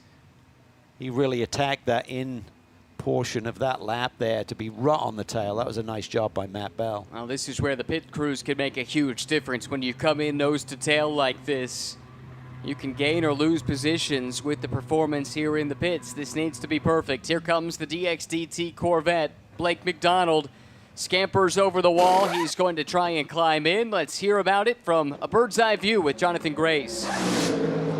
Well, thanks, Ryan. This is the part of the race where a battle on the racetrack turns into a battle in the pits. With both the Turner and the DXDT coming in, these pit stops are going to have to be perfect. Driver change up first. Robbie Foley out now, helping strap in Justin Rothberg. And all the while, this Turner BMW crew is changing to fresh Pirelli rubber. Fuel is out, and we're just waiting for that door to close. Robbie Foley, cool, calm, and collected as he gets his teammate in. We're waiting on that final rear right tire. Pirelli, there's the wheel gun. We're just waiting on the minimum time. He's going to get the signal to go. And will the 29 maintain its advantage at the end of the field? I think it's going to be close because the DXDT is right behind, but the Turner car still leads out of the pit. Good stuff. Yeah, it looked like there's a slight issue with the car actually extending all the way on the air jacks there. You saw a mechanic actually lift it up, and they did have an issue with the air bottles not being turned on correctly at Circuit of the Americas that really hurt them, potentially win that motor race. Now, Turner won that battle on the pit lane. Here comes RS1 through, out of class, remember. These are pro cars now that are on that undercut strategy coming through. Some of these Pro-Am cars on cold tires. That's really tight for Alex Sedgwick. He manages it nicely, but the Turner pit stop, Calvin, was multiple seconds faster than the DXDT pit stop, and although they came in nose to tail, they don't leave that way. Big advantage for the BMW crew. Yeah, it's a huge delta there. It gives Rothberg a little bit of time to get into his rhythm here. Look at this in the backdrop. Todd Coleman now feeling the heat, I think, from Mackay Stevens, 2 out-of-class cars, but Mackay Stevens is in attack mode right now, but this is a real battle here for that Pro-Am victory. Who's going to get the pace? I actually spoke to the team about what happened at COTA and what happens on these weekends. A lot of the GT World Challenge America teams will share their pit box and equipment with the Pirelli GT4 team, and somehow there was some miscommunication in how to leave the bottle setting, so they suddenly went into the race and there was no one home, and that cost them dearly. Wow. That is painful. And it probably adds now a new step in the protocol. Yeah, add that to the list of what can go wrong. So this is going to be fascinating here to see who has the outright pace. Rothberg's had extra races here this weekend, but Blake Bartle is also, he did the qualifying session in GT America and actually had the fastest time, so it was an indication of what sort of pace he's got behind the wheel of this Corvette. So even though his team didn't execute the pit stop to perfection, he's got a fast race car, and he can see that BMW right in front of him. He's got to go to work. That interview with Rothberg indicated it's maybe towards the end of the stint that he thinks the Corvette could have an advantage, but it's a relatively short stint we're doing here. The first stint was extended a lot longer. Maybe that plays into the BMW's hands. Again, remember all that extra weight that Justin Rothberg has to carry with him as well. Bill Oberlin was able to get aboard this car for Varun Chokshi. He's made up some ground through the Pro-Am ranks. Kai Stevens, his target in the Pro class. Yeah, he's running really fast lap times. He's cutting lap times in the 201 range. A 201.8 is his best lap of the day. That compares with Kenton Cook's 201.5, which still stands as the fastest lap. So pace is there for Oberlin in that 51 machine. Weren't happy with the car in practice, just said it seems to be off. We don't have the pace, but they continue to work on it. Seems like they sharpened the car up overnight from Friday to Saturday, and certainly from Saturday to Sunday. It's a nice thing when you got two cars, you can relate and work out the data and work out the setups. We already heard from Justin Rothberg. He gave us a nice little preview of what to expect here in the second stint. Let's hear from the guy who started the race from pole position. Robbie Foley is with Jonathan. Well, Robbie, it only seems right. I caught up with it before the flag went green, and catching up with you now that you just got out of the car. How did that BMW feel? You were leading the way at the front of the field? Yeah, it was great. Good to have good track position. The car was great today. Definitely the Corvette's pretty good on a long run. He caught me a little bit at the end, but we could maintain a good gap, manage the car, and hand it off to Justin, hopefully in good shape, and I'm sure he'll do a great job. He's out there right now. I know it's hot, the degradation isn't ideal, things like that, especially deeper into a stint. What kind of a race car were you able to hand over to Justin? Is he going to be happy with that BMW? I think so. He'll get a fresh set of tires, so now he gets to take his own set, but mine were pretty used up at the end. They were definitely crying to me a little bit, but yeah, he'll do a great job. We've been working on that with him and the car this whole weekend. We've had great one-lap pace, but we're struggling a little bit on the longer run relative to our competitors. So yeah, he'll do a great job now, and hopefully we have a good result. Obviously, communication is a huge factor between co-drivers. How much and what are you communicating to your teammate when he's in the car? Yeah, a lot. Just with my experience in the track and how the track's evolved over the weekend, so I'll jump on the radio with him shortly. I think the lines have actually changed a little bit today. Just with all the rubber that's down, it's a little bit dirty offline, so you have to adjust a little bit for sure. So yeah, I'll relay that to him. I've been relaying that to him when I was in the car, actually, so it's a great communication between us back and forth.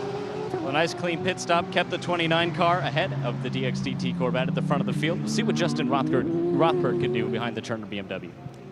Watching right now, he's doing exactly what he needs to do. His laps, last few, have been actually a little bit quicker than the Corvette. Interesting note there, I thought, from Robbie Cal, talking about how the line moves around. You kind of think about the line being a static thing, especially around a road course like this. This is a penalty, by the way, for a pit lane speed violation for Schwest Povolato Racing. Stop and hold plus 30 seconds.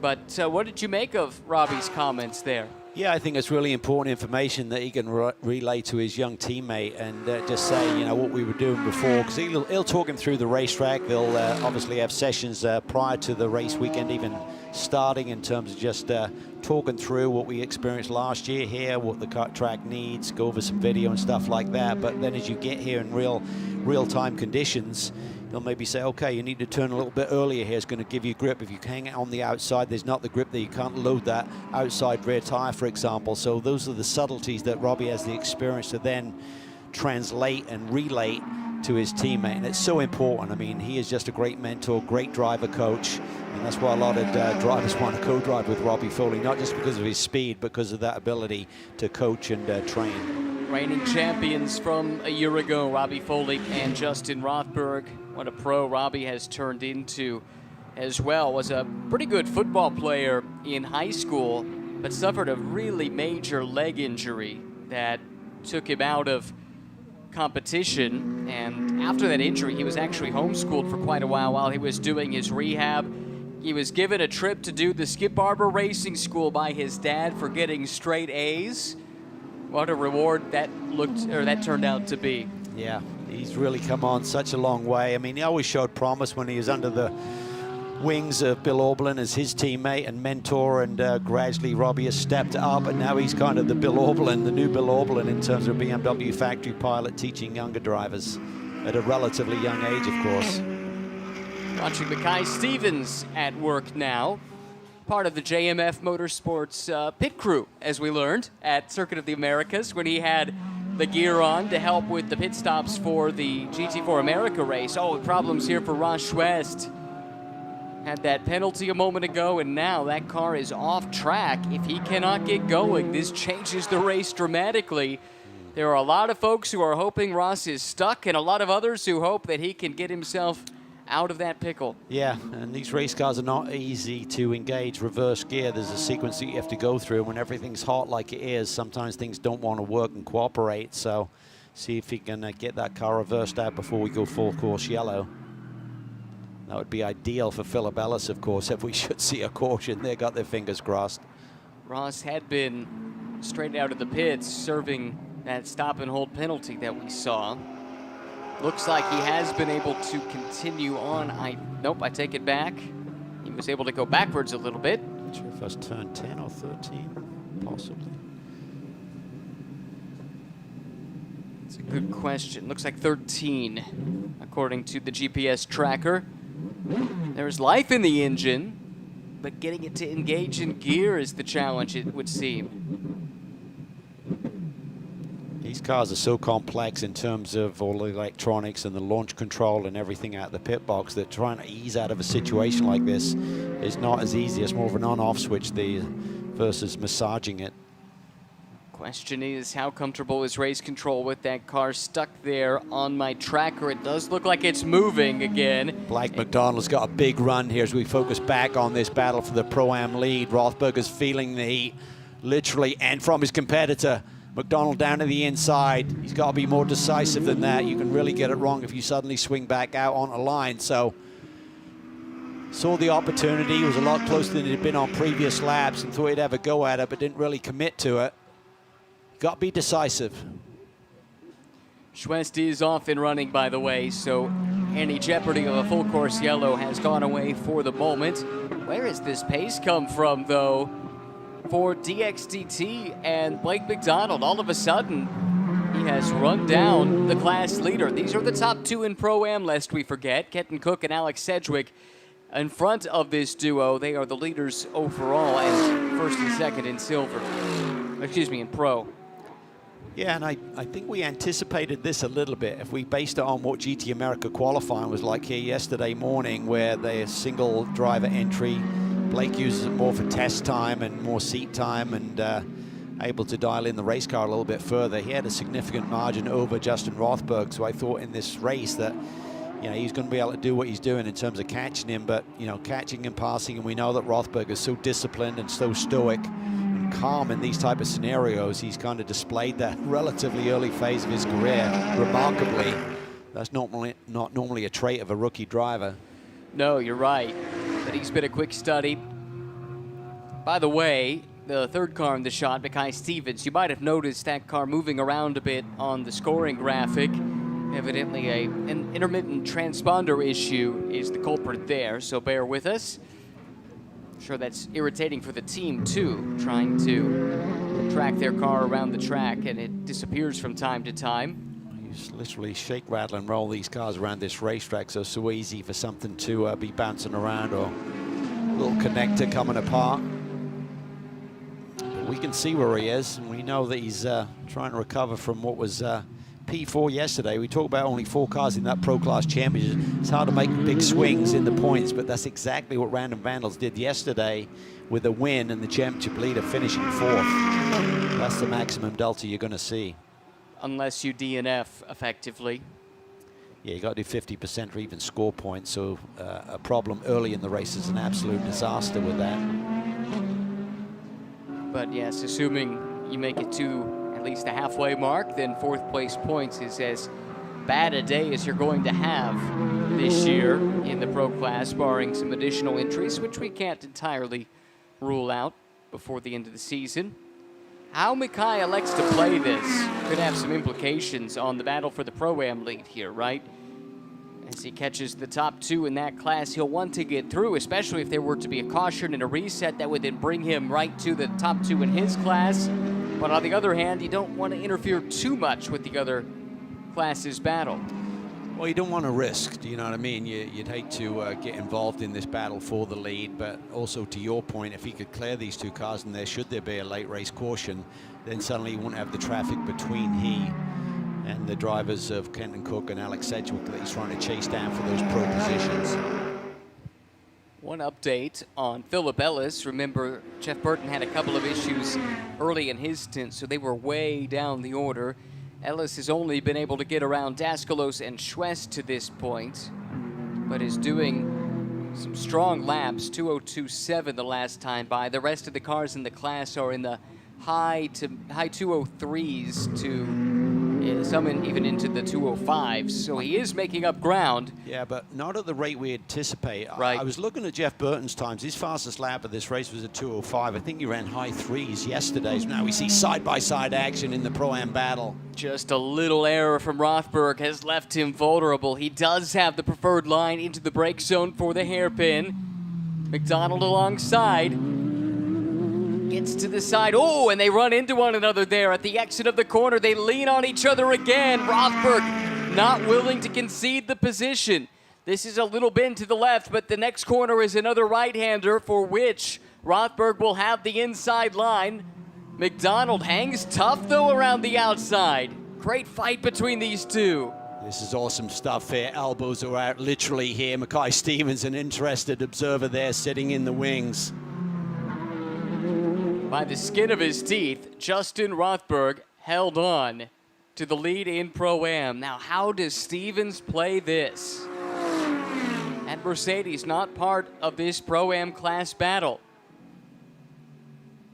You'd hate to get wrapped in their argy-bargy and get involved so that you have contact yourself, but he's just waiting for the opportunity to clear this and sail off a little bit. Trying to pick up the draft here with that Mercedes down the back stretch. This is the Ullman straight. So to me, it looked like Rothberg played it almost too clean on the exit of turn 7, but then got pretty aggressive there from that point forward, and he was determined not to let go of that position and the lead, of course. McDonald runs really wide there. Big moment through turn 17. Little wobble. That could allow Mackay Stevens to clear him. Then McDonald's got to have a little reset here, get back into his rhythm. We assume there was no damage from that little bump and run that they had together.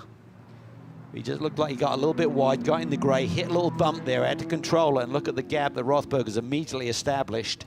Not the end of the world for McDonald, though, because he can now follow Stevens, and if Stevens forces his way through on Rothberg. If he's close enough, McDonald might be able to follow that Mercedes. A lot of meat on the bone in the time of this race, for sure. 24 minutes plus. He's got time to reset, but he may be a little bit aggrieved by that. Everyone's got their own interpretation of a little battle like that. How do you read it?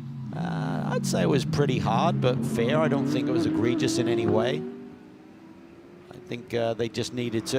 It's so hard when you got that flowing nature of corners, a sequence of corners, to kind of carve the same line and not get into each other. I think Rothberg was pretty fair there, not wiping out the front end of the Corvette on the exit of the corner. That allowed McDonald to get alongside, and then they just couldn't run at the same pattern coming through the upcoming corner. No argument for me. They have fired Rothberg up as well. Yes. His fire. He came this weekend with a bit of a cold. Reports are that he's feeling better daily, so kind of ironic you got a cold when you're dealing with I know.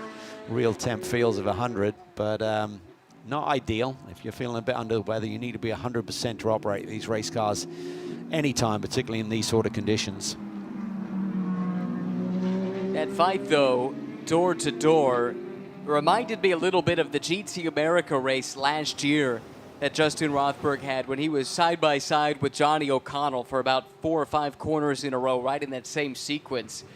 We said at the time that was an important part of Justin's development process. You can see why just moments ago. There's Matt Bell watching on. He'll be curious to see this replay. I think we've got queued up that sequence as it played out, down to turn 7, so they'd already been side by side for a little while, but this is when it gets interesting, right here at exit. Yeah, right there you can see Rothberg kind of gives half a lane, so Blake is on the curb a little bit, and it gets a little rough through here.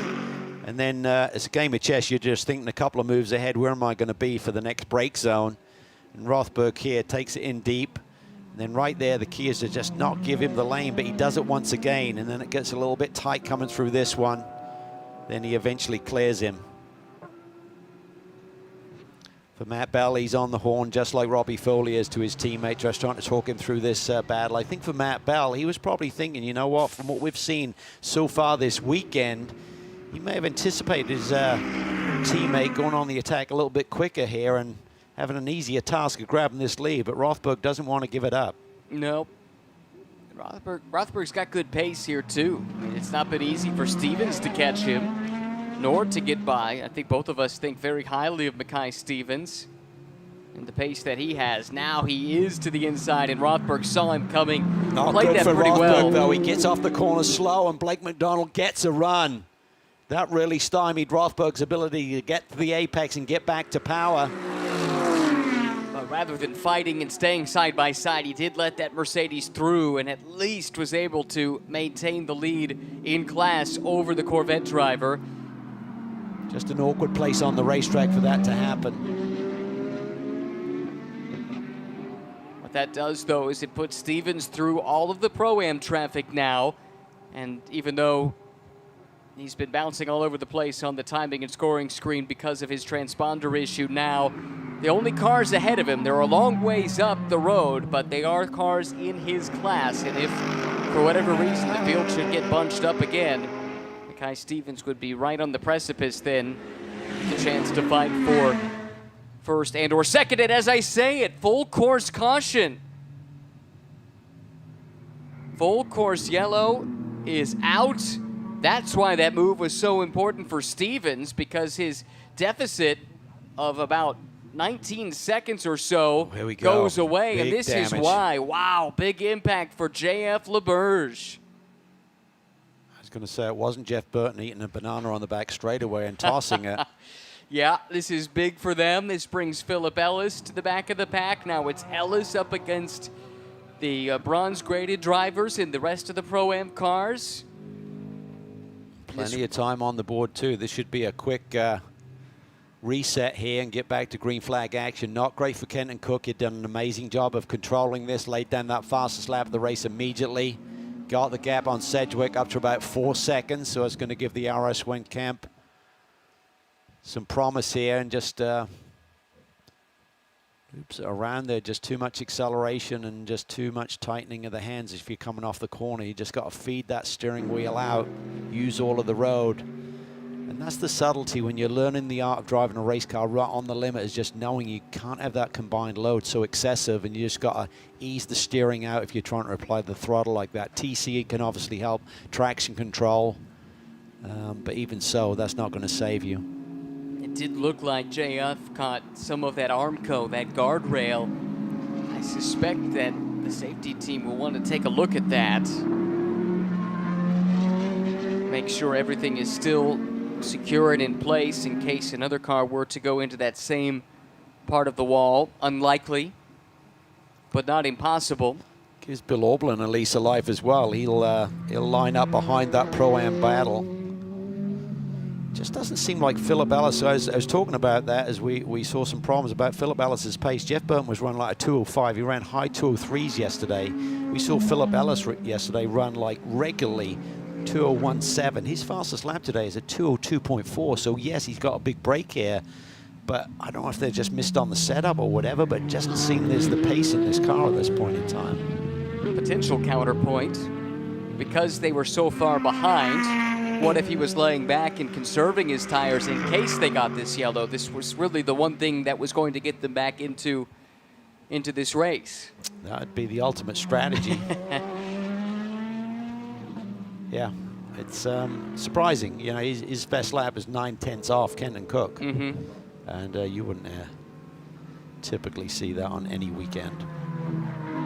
No, those two are about as even as can be. And Philip, with so many laps in the Mercedes platform, he's just a plug-and-play wheelman. Doesn't matter what the situation is. He's having another great year over at IMSA. Won the 12 Hours of Sebring, in fact, earlier this year.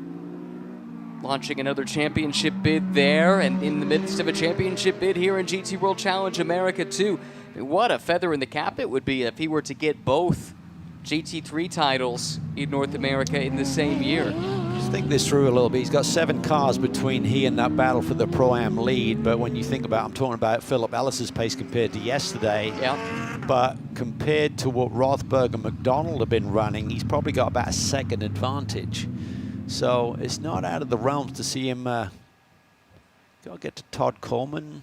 He's got to clear a lot of cars, but I think a podium's on the cards potentially, but getting to the win, we'll have to wait and see how much of this clock is getting eaten up here behind the safety car. Not much more. The report from race control is we're going green next time by. That is manna from heaven for Regulator Racing. Now, of course, they have to catch up to the back of the train, and he's stuck behind Ross Schwest. He cannot pass under these conditions. How far back is Schwest? Going and down towards turn 7, and the leaders are coming through turn 14 or approaching turn 14. It's going to be close. They do have some work to do here. Funny if we see a new purple sector from... It's not like Schwest is lollygagging. You get dinged if you run a purple sector? Trying to catch up to the safety car train? It's a good question. To file that one away for future reference. Yeah, they are going to have to hustle. Safety car train just now making the right-hand bend onto the Ullman straight. This is the run to turn 13. I do think they've got enough time to catch up. I say that. I don't know. It's close. Yeah. You know that Turner Motorsports and DXDT are saying, okay, let's go. Yeah. And then the safety car does go. Safety car accelerates away. Yeah, There's the Dollarhide. I don't think they are going to catch them. I think it's going to be close. They're hustling here through 15, 16. Oh. One thing's for sure, they're going to have tire pressure and temperature when they get to the pack. And Philip Ellis is seeing red. They're half a straightaway away from the back of this pack. Here comes the leader, Kenton Cook. He's got Alex Sedgwick right behind him. Mackay Stevens in third. Pro cars 1, 2, and 3 as the green flag waves with 15 minutes to go at Sebring International Raceway. McDonald fighting with Rothberg. Here comes Oberlin as well, trying to get up into the mix. He's to the inside of the Corvette, now splitting the 2 leaders in Pro-Am. Yeah, you can see that podium right in front of him. He's just got to clear that Turner Motorsports car of Justin Rothberg here. Oh, side-by-side action. Todd Coleman making a move there. That is for P2 in Pro-Am. Wow, big move from Todd Coleman. Wow. Caught Blake a little bit off guard. I think he's inspired by his teammate. He talked about him making moves on the opening lap. Todd Coleman's making it happen here on this restart lap.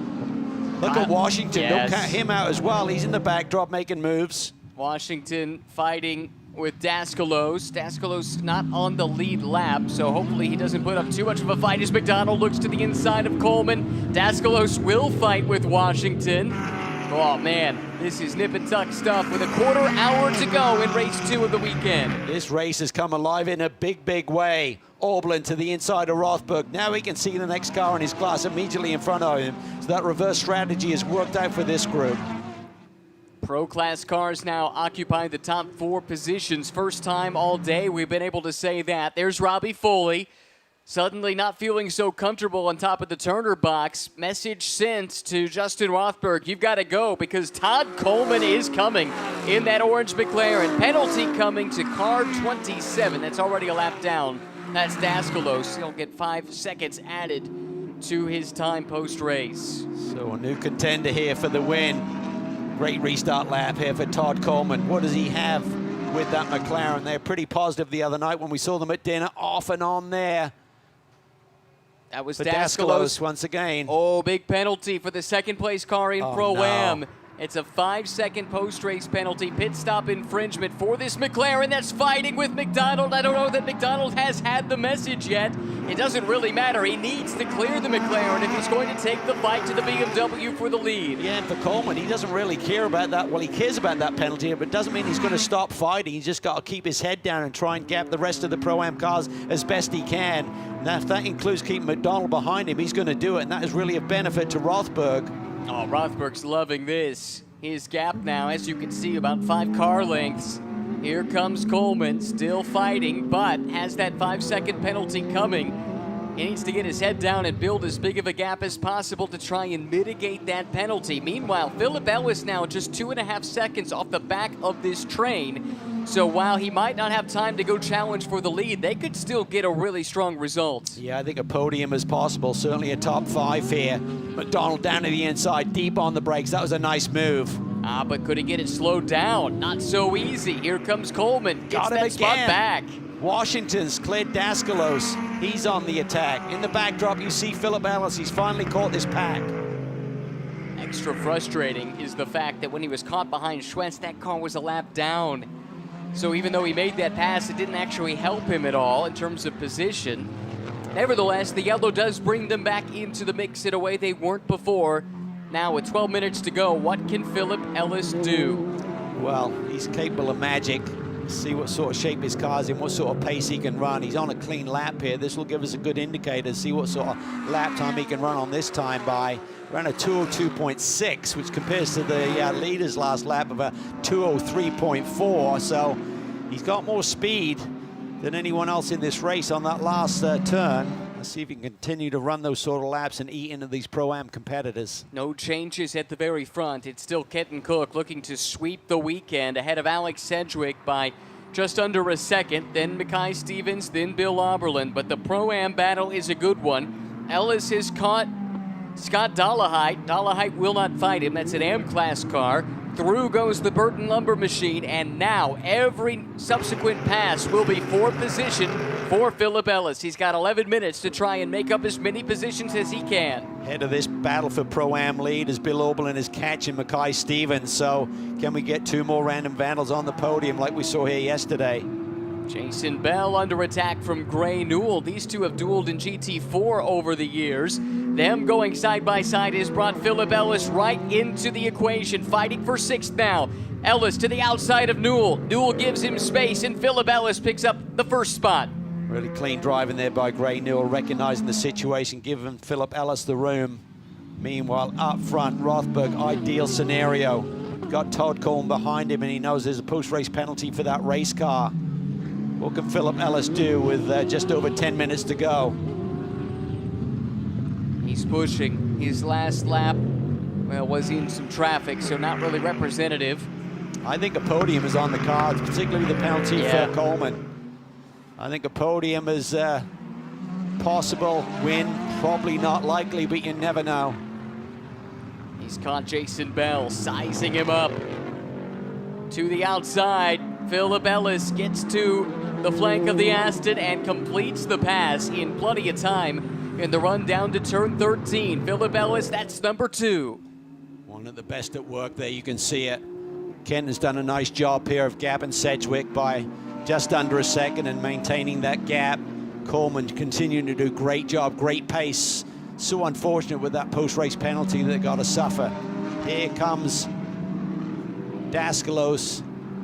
He's a lap down, obviously. And then in the backdrop, you'll see Ellis in another Mercedes, similar livery. But don't sleep on Kyle Washington either. He has been running this group down. McDonald looking to the inside of Coleman. Washington's in a position that with that penalty, he could be on the podium before the end of this thing, unless Philip Ellis gets there first. Yeah. He's there. Well, as it sits right now, he would be on the podium with the post-race penalty for Coleman. McDonald's got to be frustrated by this stint. It just really hasn't unfolded like he anticipated, I'm sure, as for his teammate and the team as well. Still got time to work with, but he did not need this scenario. Todd Coleman going on the attack there on that restart lap. Inside the final 9 minutes now. Gaps at the front, more or less stable. Cook from Sedgwick, from Stevens, from Oberlin. Rothberg showing the way in Pro-Am, but he's had to fight for it. Todd Coleman took the battle to him, but that McLaren has 5 seconds of added time coming its way. Post-race, McDonald feints left, comes back right, and Coleman goes long. Tried to defend, tried to adjust, and just misses it a little bit. Tried to take another bite there, released his brakes, couldn't get it slowed down. That's an uncontested position for Philip Ellis. That now turns him loose, chasing down Kyle Washington. So it's Robbie Foley wanted to see, the teammate to Justin Rothberg. Yep. Suddenly McDonald's got a clear path to the tail end of that BMW again. Rothberg, McDonald, Washington now the top three. Ellis up to fourth on this restart. Coleman has recovered to run in fifth, but does have that penalty looming post-race. Daskalos in the lap car. That's the maroon and black machine in front of Philip Ellis. Ellis carves through. Daskalos does not put up a fight. Yeah, he may got the message from pit wall. Don't get in his way as another Mercedes. Let him have his head of steam here. So nicely done there by Daskalos.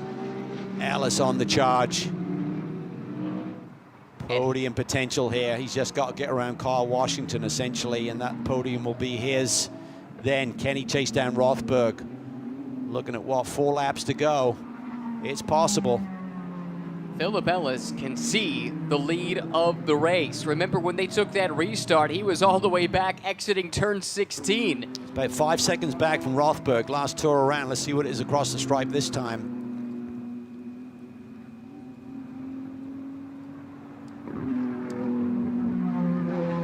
He's closing in. That was that time, a 2:02.8. Rothberg, a 2:04.6. Yeah, that's enough at that pace. He's got to clear the cars, which won't be able to run similar lap times with that.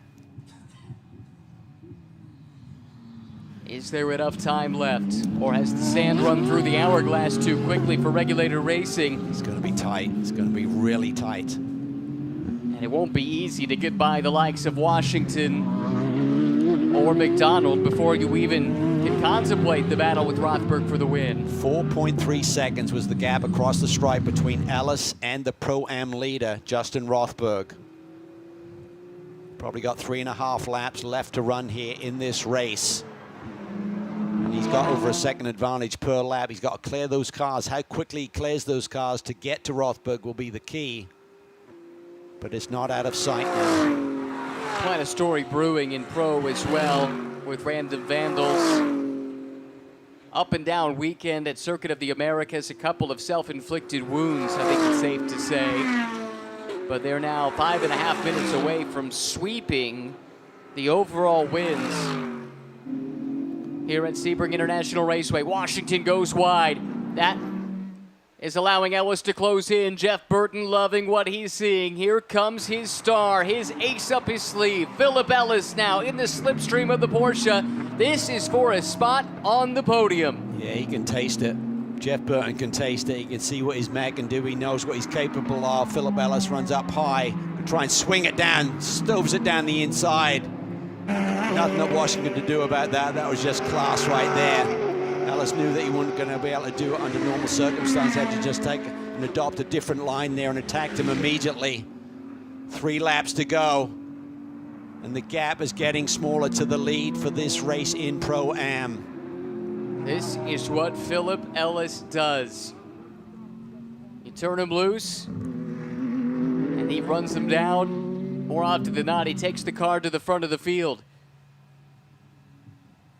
Kenton Cook leading overall. Sedgwick doing a really good job to stay with him, running nearly identical lap times. What a weekend for Kenton Cook. He's looking at 4 wins. Swept Pirelli GT4 with his teammate Kevin Bohm aboard the CrowdStrike Racing entry. And looking for 2 on the bounce here as well with his teammate Connor DeFilippi today. How about this? Blake McDonald now has caught Justin Rothberg. We heard from Rothberg during the race, and he said in the back half of a stint, that's when the Corvette figures to come alive relative to the BMW. He's been able to catch him, and he needs to go and go now because Philip Ellis is getting closer with each passing corner. And this has huge, I know I keep talking about championship, and we're still really kind of at the halfway point in the season, but this has huge championship implications. This is a big day in the points potentially. If we get a big swing here with Ellis getting around these guys in front of him.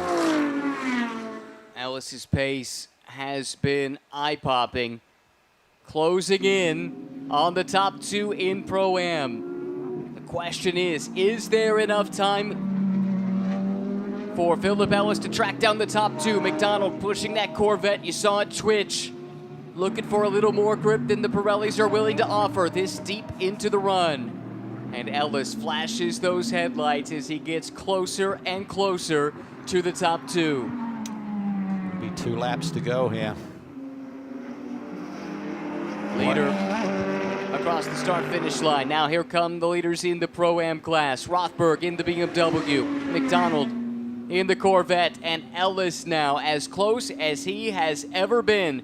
Just 1.6 seconds to the back of the second-place car. Yeah, Rothberg needs 2 laps of his life right here. He's got to hang on. He's got to hope that Blake McDonald really fights Ellis when he gets to the tail end of that Corvette. Yesterday, Regulator Racing scored a rare Race 1 podium. They were runners-up on their alternate strategy in Race 1, which requires a nice clean race. They got one. Here in Race 2, they really needed help from a safety car intervention. Well, they got one of those as well. And that has brought Philip Ellis into the conversation here in the final quarter hour. Ellis gets closer. Rothberg continues to hang on as McDonald tracks him down halfway through this penultimate lap. I anticipate you've been able to throw a blanket over these cars when they come to the stripe for the final time. Maybe even into turn 17, Ellis could be in position to start thinking about a move. He might be there sooner than that, Cal. Jeff Burton exhales. Rothberg digging deep. What's the dynamic? If Ellis is able to get around McDonald, does it cost him any time and give Rothberg the opportunity? Rothberg kind of overslows the car there a little bit, loses a bit of ground. Ellis is right there trying to set a good clean exit, get a run on the Corvette down the Ullman Straight. Will he cut and paste the move that he did on Kyle Washington? It was sweet when he did it a couple of laps ago on the Porsche driver. Sizing up the Corvette now. Philip Ellis, 3rd in class from the back of the class, has run down the top 2 as the white flag waves. Ellis tucks it to the inside. McDonald gives him space, but Ellis cannot draw alongside, and that's allowed Rothberg to get free. This is crucial for Justin Rothberg. He needs McDonald to defend.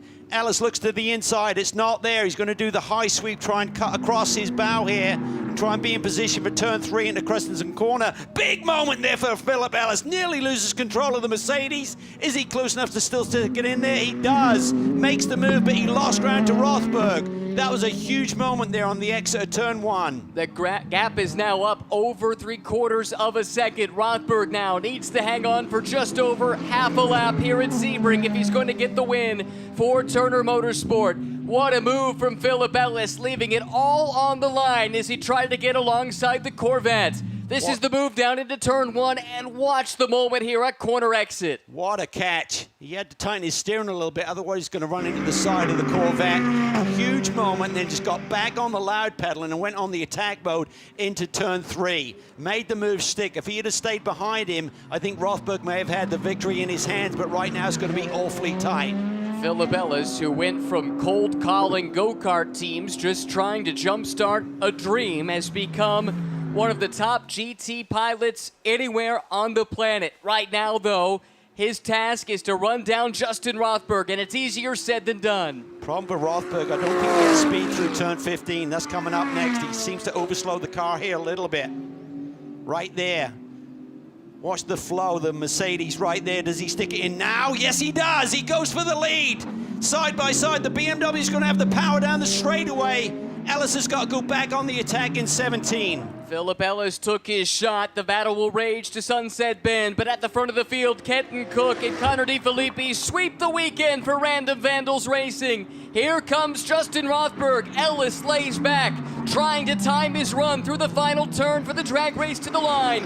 But Justin Rothberg fends off the challenge for the Mercedes man. Rothberg and Foley take Turner to victory lane at Sebring. Coming of age moment for Justin Rothberg. A wry smile from Jeff Burton. He claps his hands, but they thought they could have potentially got the win. He's the first man to go up and congratulate Turner Motorsport. That's a bit of class right there. What a battle that was for Philip Ellis. Was it the right decision? I think he knew that BMW is so strong down the straightaway. If he waited, maybe he didn't have the opportunity to get into turn 17, put the nose in, got it chopped, didn't have any steam coming off of 16, and that cost him dearly. Justin can write that thank you note right now to Blake McDonald, because Blake's fight there on the penultimate lap cost Philip Ellis just enough ground that Rothberg was able to hang on. Up, right? Yep. You kind of forecast how much time would it take to get by the Corvette to get to the leader. Wow. Well, it took a little while. That race simmered for about an hour and 15 minutes, but it came to a boil for the final quarter hour. What a race it was. And how about it for Regulator Racing? Yes, they're denied the win, but 2 second-place finishes for them. That is an outstanding weekend for Philip Ellis and Jeff Burton. It really is. For Turner Motorsports, they needed this win. They're second on the year.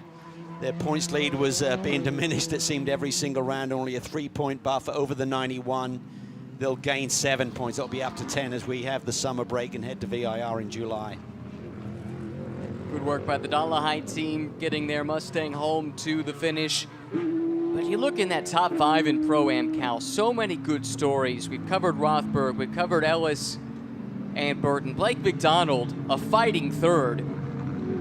Really strong performance all weekend long. Kyle Washington in a car that had some steering damage, we heard early in the race, still is able to come home in 4th. And Todd Coleman, some of his best driving of the season to complete the top 5. Really feisty by Todd there. That was awesome stuff to watch. A look back at the final dramatic moments. This was the lunge from Philip Ellis, Cal. Yeah, look to the inside, and I think he had already forecast, if I wait for the straightaway, I'm going to be 2 to 3 car lengths back of that BMW, so elected that was his move to make. Backfired on him a little bit. He was further behind the BMW and no shot at making a move into turn 17 on the final corner of the race.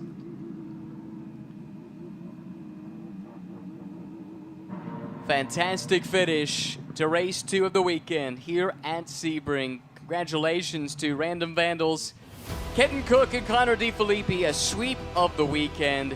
Vindication for them after a difficult outing at Circuit of the Americas the last time out. BMW takes the win as well in Pro-Am. Hard fought for Justin Rothberg and Robbie Foley, Scott Dollarhide, Stefano Gattuso. Solid day and solid weekend for that Mustang. They are getting quicker and quicker as the season progresses. Provisional results, it was a 2-second margin for Connor DeFilippi and Kenton Cook over Alex Sedgwick and Jan Halen at the line. That RS1 team, it feels a little bit like Racer's Edge last year. A lot of second-place finishes, close, but not quite enough to get over the hump. Yeah, they got to be getting frustrated just on a podium streak at the moment. They need to get to the winner's circle if they're going to get into this championship contention. 99 car, what a weekend. Kenton Cook, 4 victories. Unbelievable. What a weekend Sebring for him. As mentioned, the podium in Pro-Am. Turner, Regulator, and DXDT Racing.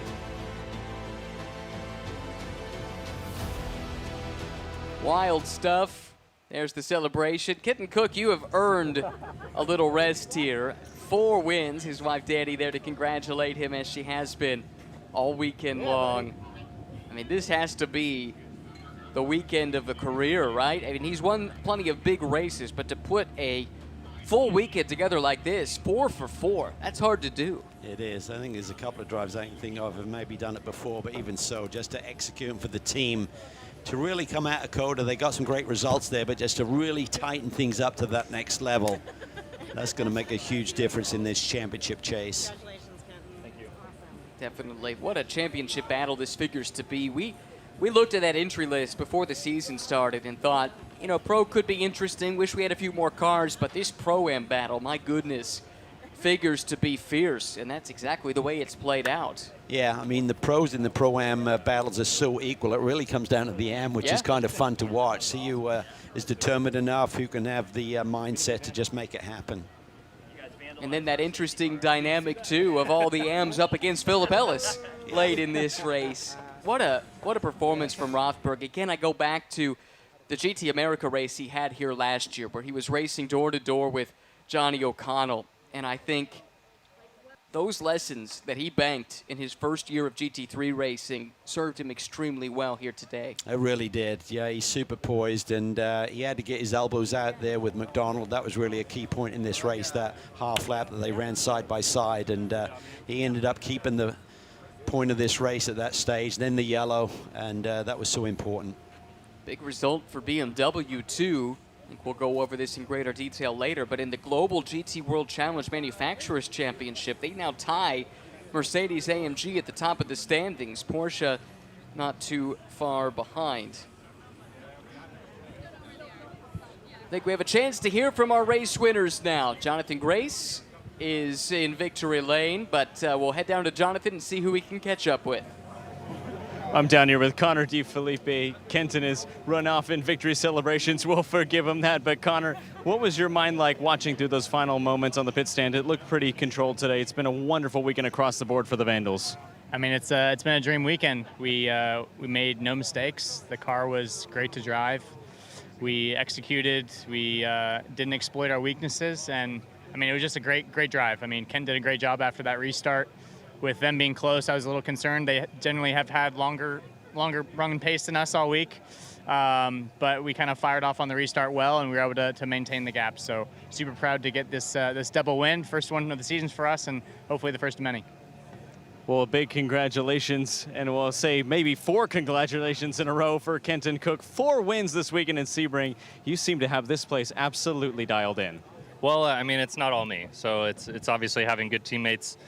Kevin in GT4, Connor in GT3, and then all partnered with Random Vandals as a good program and had fast race cars. And I mean, when you have good equipment, it makes your life a lot easier. So happy to be in a BMW with Random Vandals, and I feel like I'm saying that a lot, but I really do mean it. It's pretty cool. I think a lot of people would kill to be in my position right now, and you know, I'm just thankful for every moment I get to be able to live on with days like this. So just got to cherish it and pinch myself when I get home.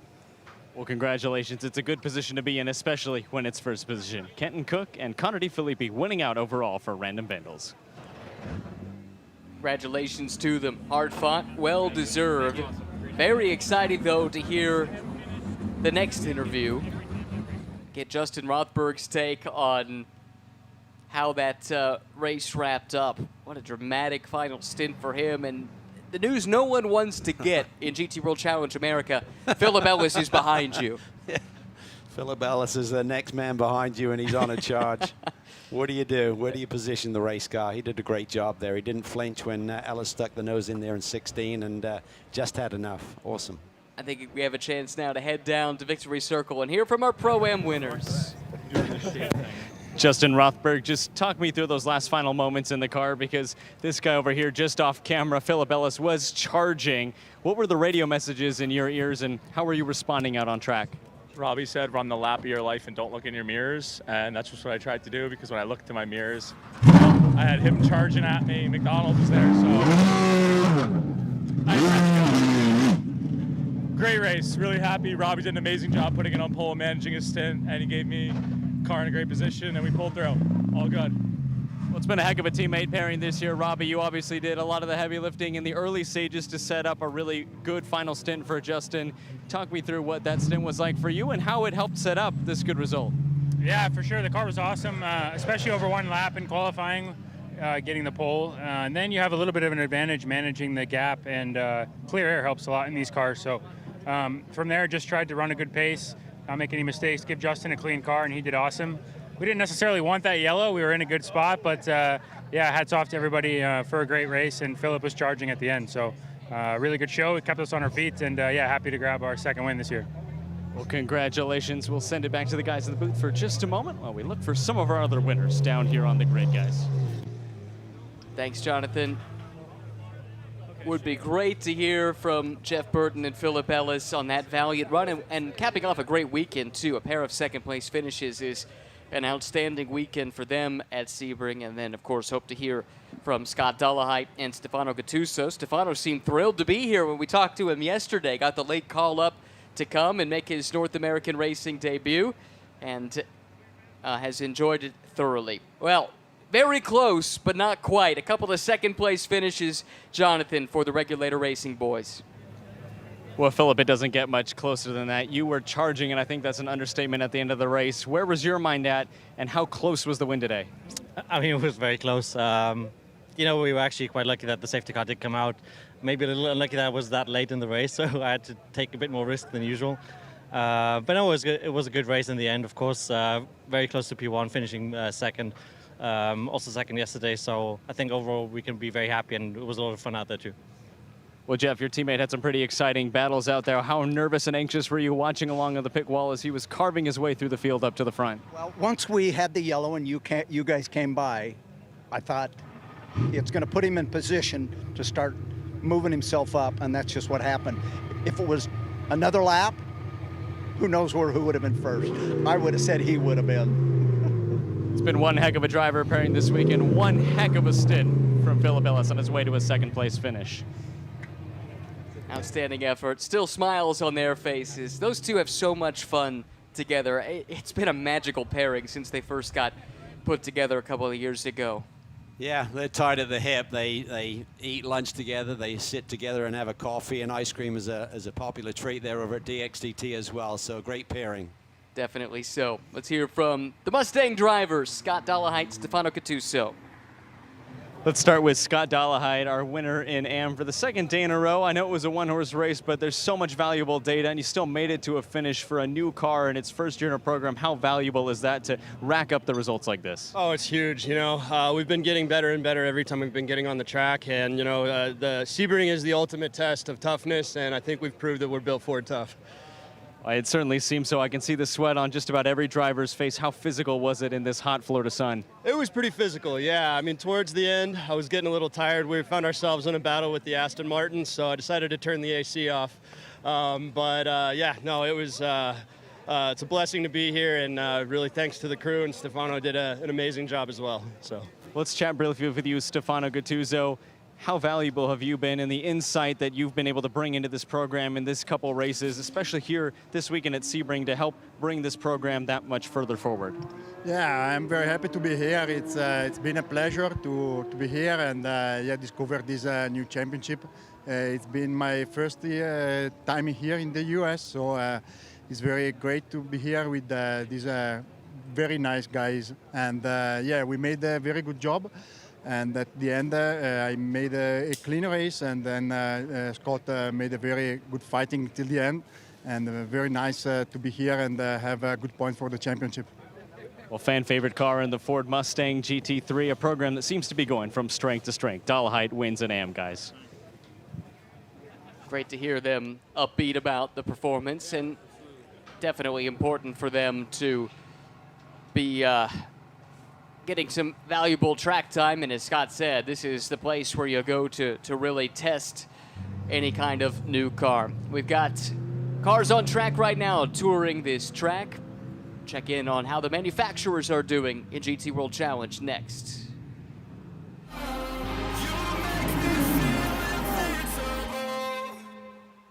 And as we forecasted, BMW with the win has indeed tied Mercedes-AMG at the top of the global GT World Challenge powered by AWS manufacturers standings. Porsche not far behind though. Ferrari and Audi Sport also registered manufacturers this year, but without as significant of a presence in the global championships. That said, super tight competition at the top with BMW and Mercedes even here in May. And now the podium festivities begin, starting with the Pro-Am drivers there in the middle. This is hallowed ground in North American motorsport to get to stand in victory lane at Sebring International Raceway, and a much-deserved win for the Turner guys, Robbie Foley and Justin Rothberg. Cal, you talked about the fact that they're carrying added weight. Some of that was BOP, but some of it is because of Justin's derogated bronze status, and that makes what they've done today all the more impressive. Yeah, particularly in these heating conditions here at Sebring, so it certainly bodes well. They needed this. I mean, the championship, they had the lead early, and it started to get really, really tight, and that makes everyone cramp up a little bit. But Rothberg did exactly what he needed to do. He just had enough to fend off Philip Ellis. I'd love to know for Philip, though, if he'd had another go at it, would he have preferred to wait, get a run through 16, focus on the run into 17, and put up all the chips on the table there? But hindsight is easy, I'm sure. He saw the gap, went for it, and just didn't quite have enough. Gave it a good go, that's for sure. And actually, credit to both for making it through that without any contact. That's a move that often surprises the person being overtaken, but it did seem like Rothberg was aware and had good spatial awareness to make it work. Yeah, Alice talked about increased risk. That moment he had in turn one, trying to tighten it to the inside of McDonald was lurid, to say the least. In addition to the top three in Pro-Am, the AM-Class entry also takes its spot on the rostrum. Dolomite and Gattuso, they'll do the hat dance too. Taking a couple of pictures. Thought it was a good question to Kitten Cook about how you're going to bring all these trophies back home. A bunch of these guys. FedEx works. Yeah. We'll have maybe oversized hand luggage for the trip back home. Front and center, as he should be, Justin Rothberg. I think as much as Philip Ellis starred there and brought a lot of the drama, you expect that of Philip. This is a big step in the maturation process for Justin Rothberg, and sent a big signal just now.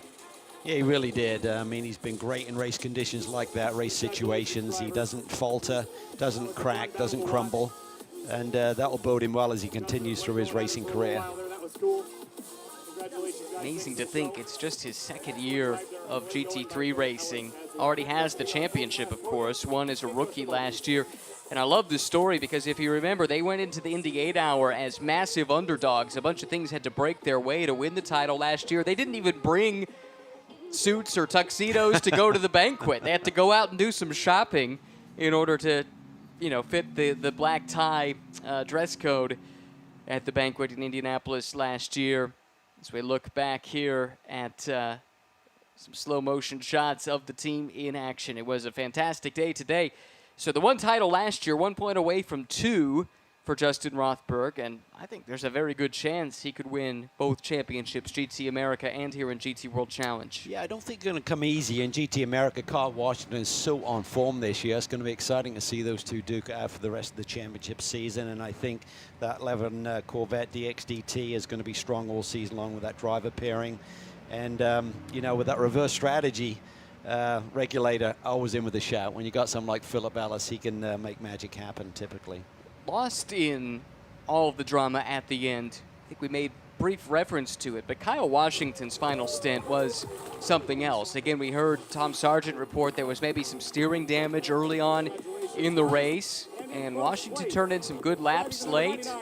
It was right there, just off the podium. Another strong day for Kyle when you couple his GT America win this morning. Yeah, very much so. It's an exciting lineup. I love to see some of these drivers progress through the ranks, like Justin Rothberg, like Kyle Washington, and just really step up to the next level, it seems, every single weekend. And this was his strongest weekend, I feel. I'm not sure how he feels about it personally, but from the outside, it certainly looked like it to me. But here we see the winners celebrate. Kenton Cook, what a weekend. As we said, not often you're going to win 4 big races on the same venue over the course of 2 days, but he made that happen. The team made that happen, and his teammates certainly played their part as well in a big way. Did. Feels like the day is coming for RS1 as well. We talked a lot about Jan Helen's pace, but Alex Sedgwick was keeping up with Kenton Cook. Not an easy thing to do. Kenton has significantly more GT3 experience than Alex Sedgwick does, and he is again announcing his presence as a future star of the sport. Yeah, great young talent. Great to see him in our championship. And they got a new engineer on board. I'm hoping that, or for their sake, I think we're hoping that they keep him around because the car seemed really strong here this weekend. Admittedly, on a racetrack that they've done well at before. They swept the pro ranks here last year with Hinman and Pampelli on board an RS1 Porsche. But yeah, it was a fun race. I mean, we only got 4 cars in that pro class, but they're all running extremely well. Oberlin had a great run there at the end, really fast laps, and closed in on the podium, but couldn't quite get to that final step. Job well done. Grenier and Stevens also another strong day, maximizing what they had when maybe they didn't have the outright pace of their competitors. This is the way the points look in the pro class, leaving Sebring. It is a 20-point advantage for Connor DeFilippi and Kenton Cook over Mackay Stevens and Mikael Grenier. RS1 edging a little bit closer in that 3rd spot ahead of Oberlin and Choxy, 4th out of the 4 crews in the class.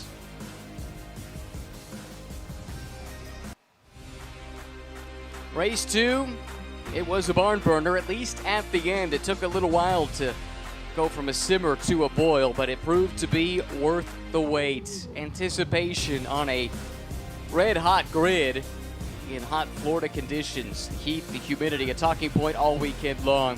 Robbie Foley driving a car he described as the best he had ever driven at Sebring. Took the pole position, led away from pole. Jeff Burton had this off. It was the 2nd in that lap alone. You would have thought maybe that would eliminate them from contention. It was not to be. Jan Helen very strong in the first part of the race. Temperatures rising on and off the track. Pit crews doing everything they can just to stay as cool as possible. Pit window opened up.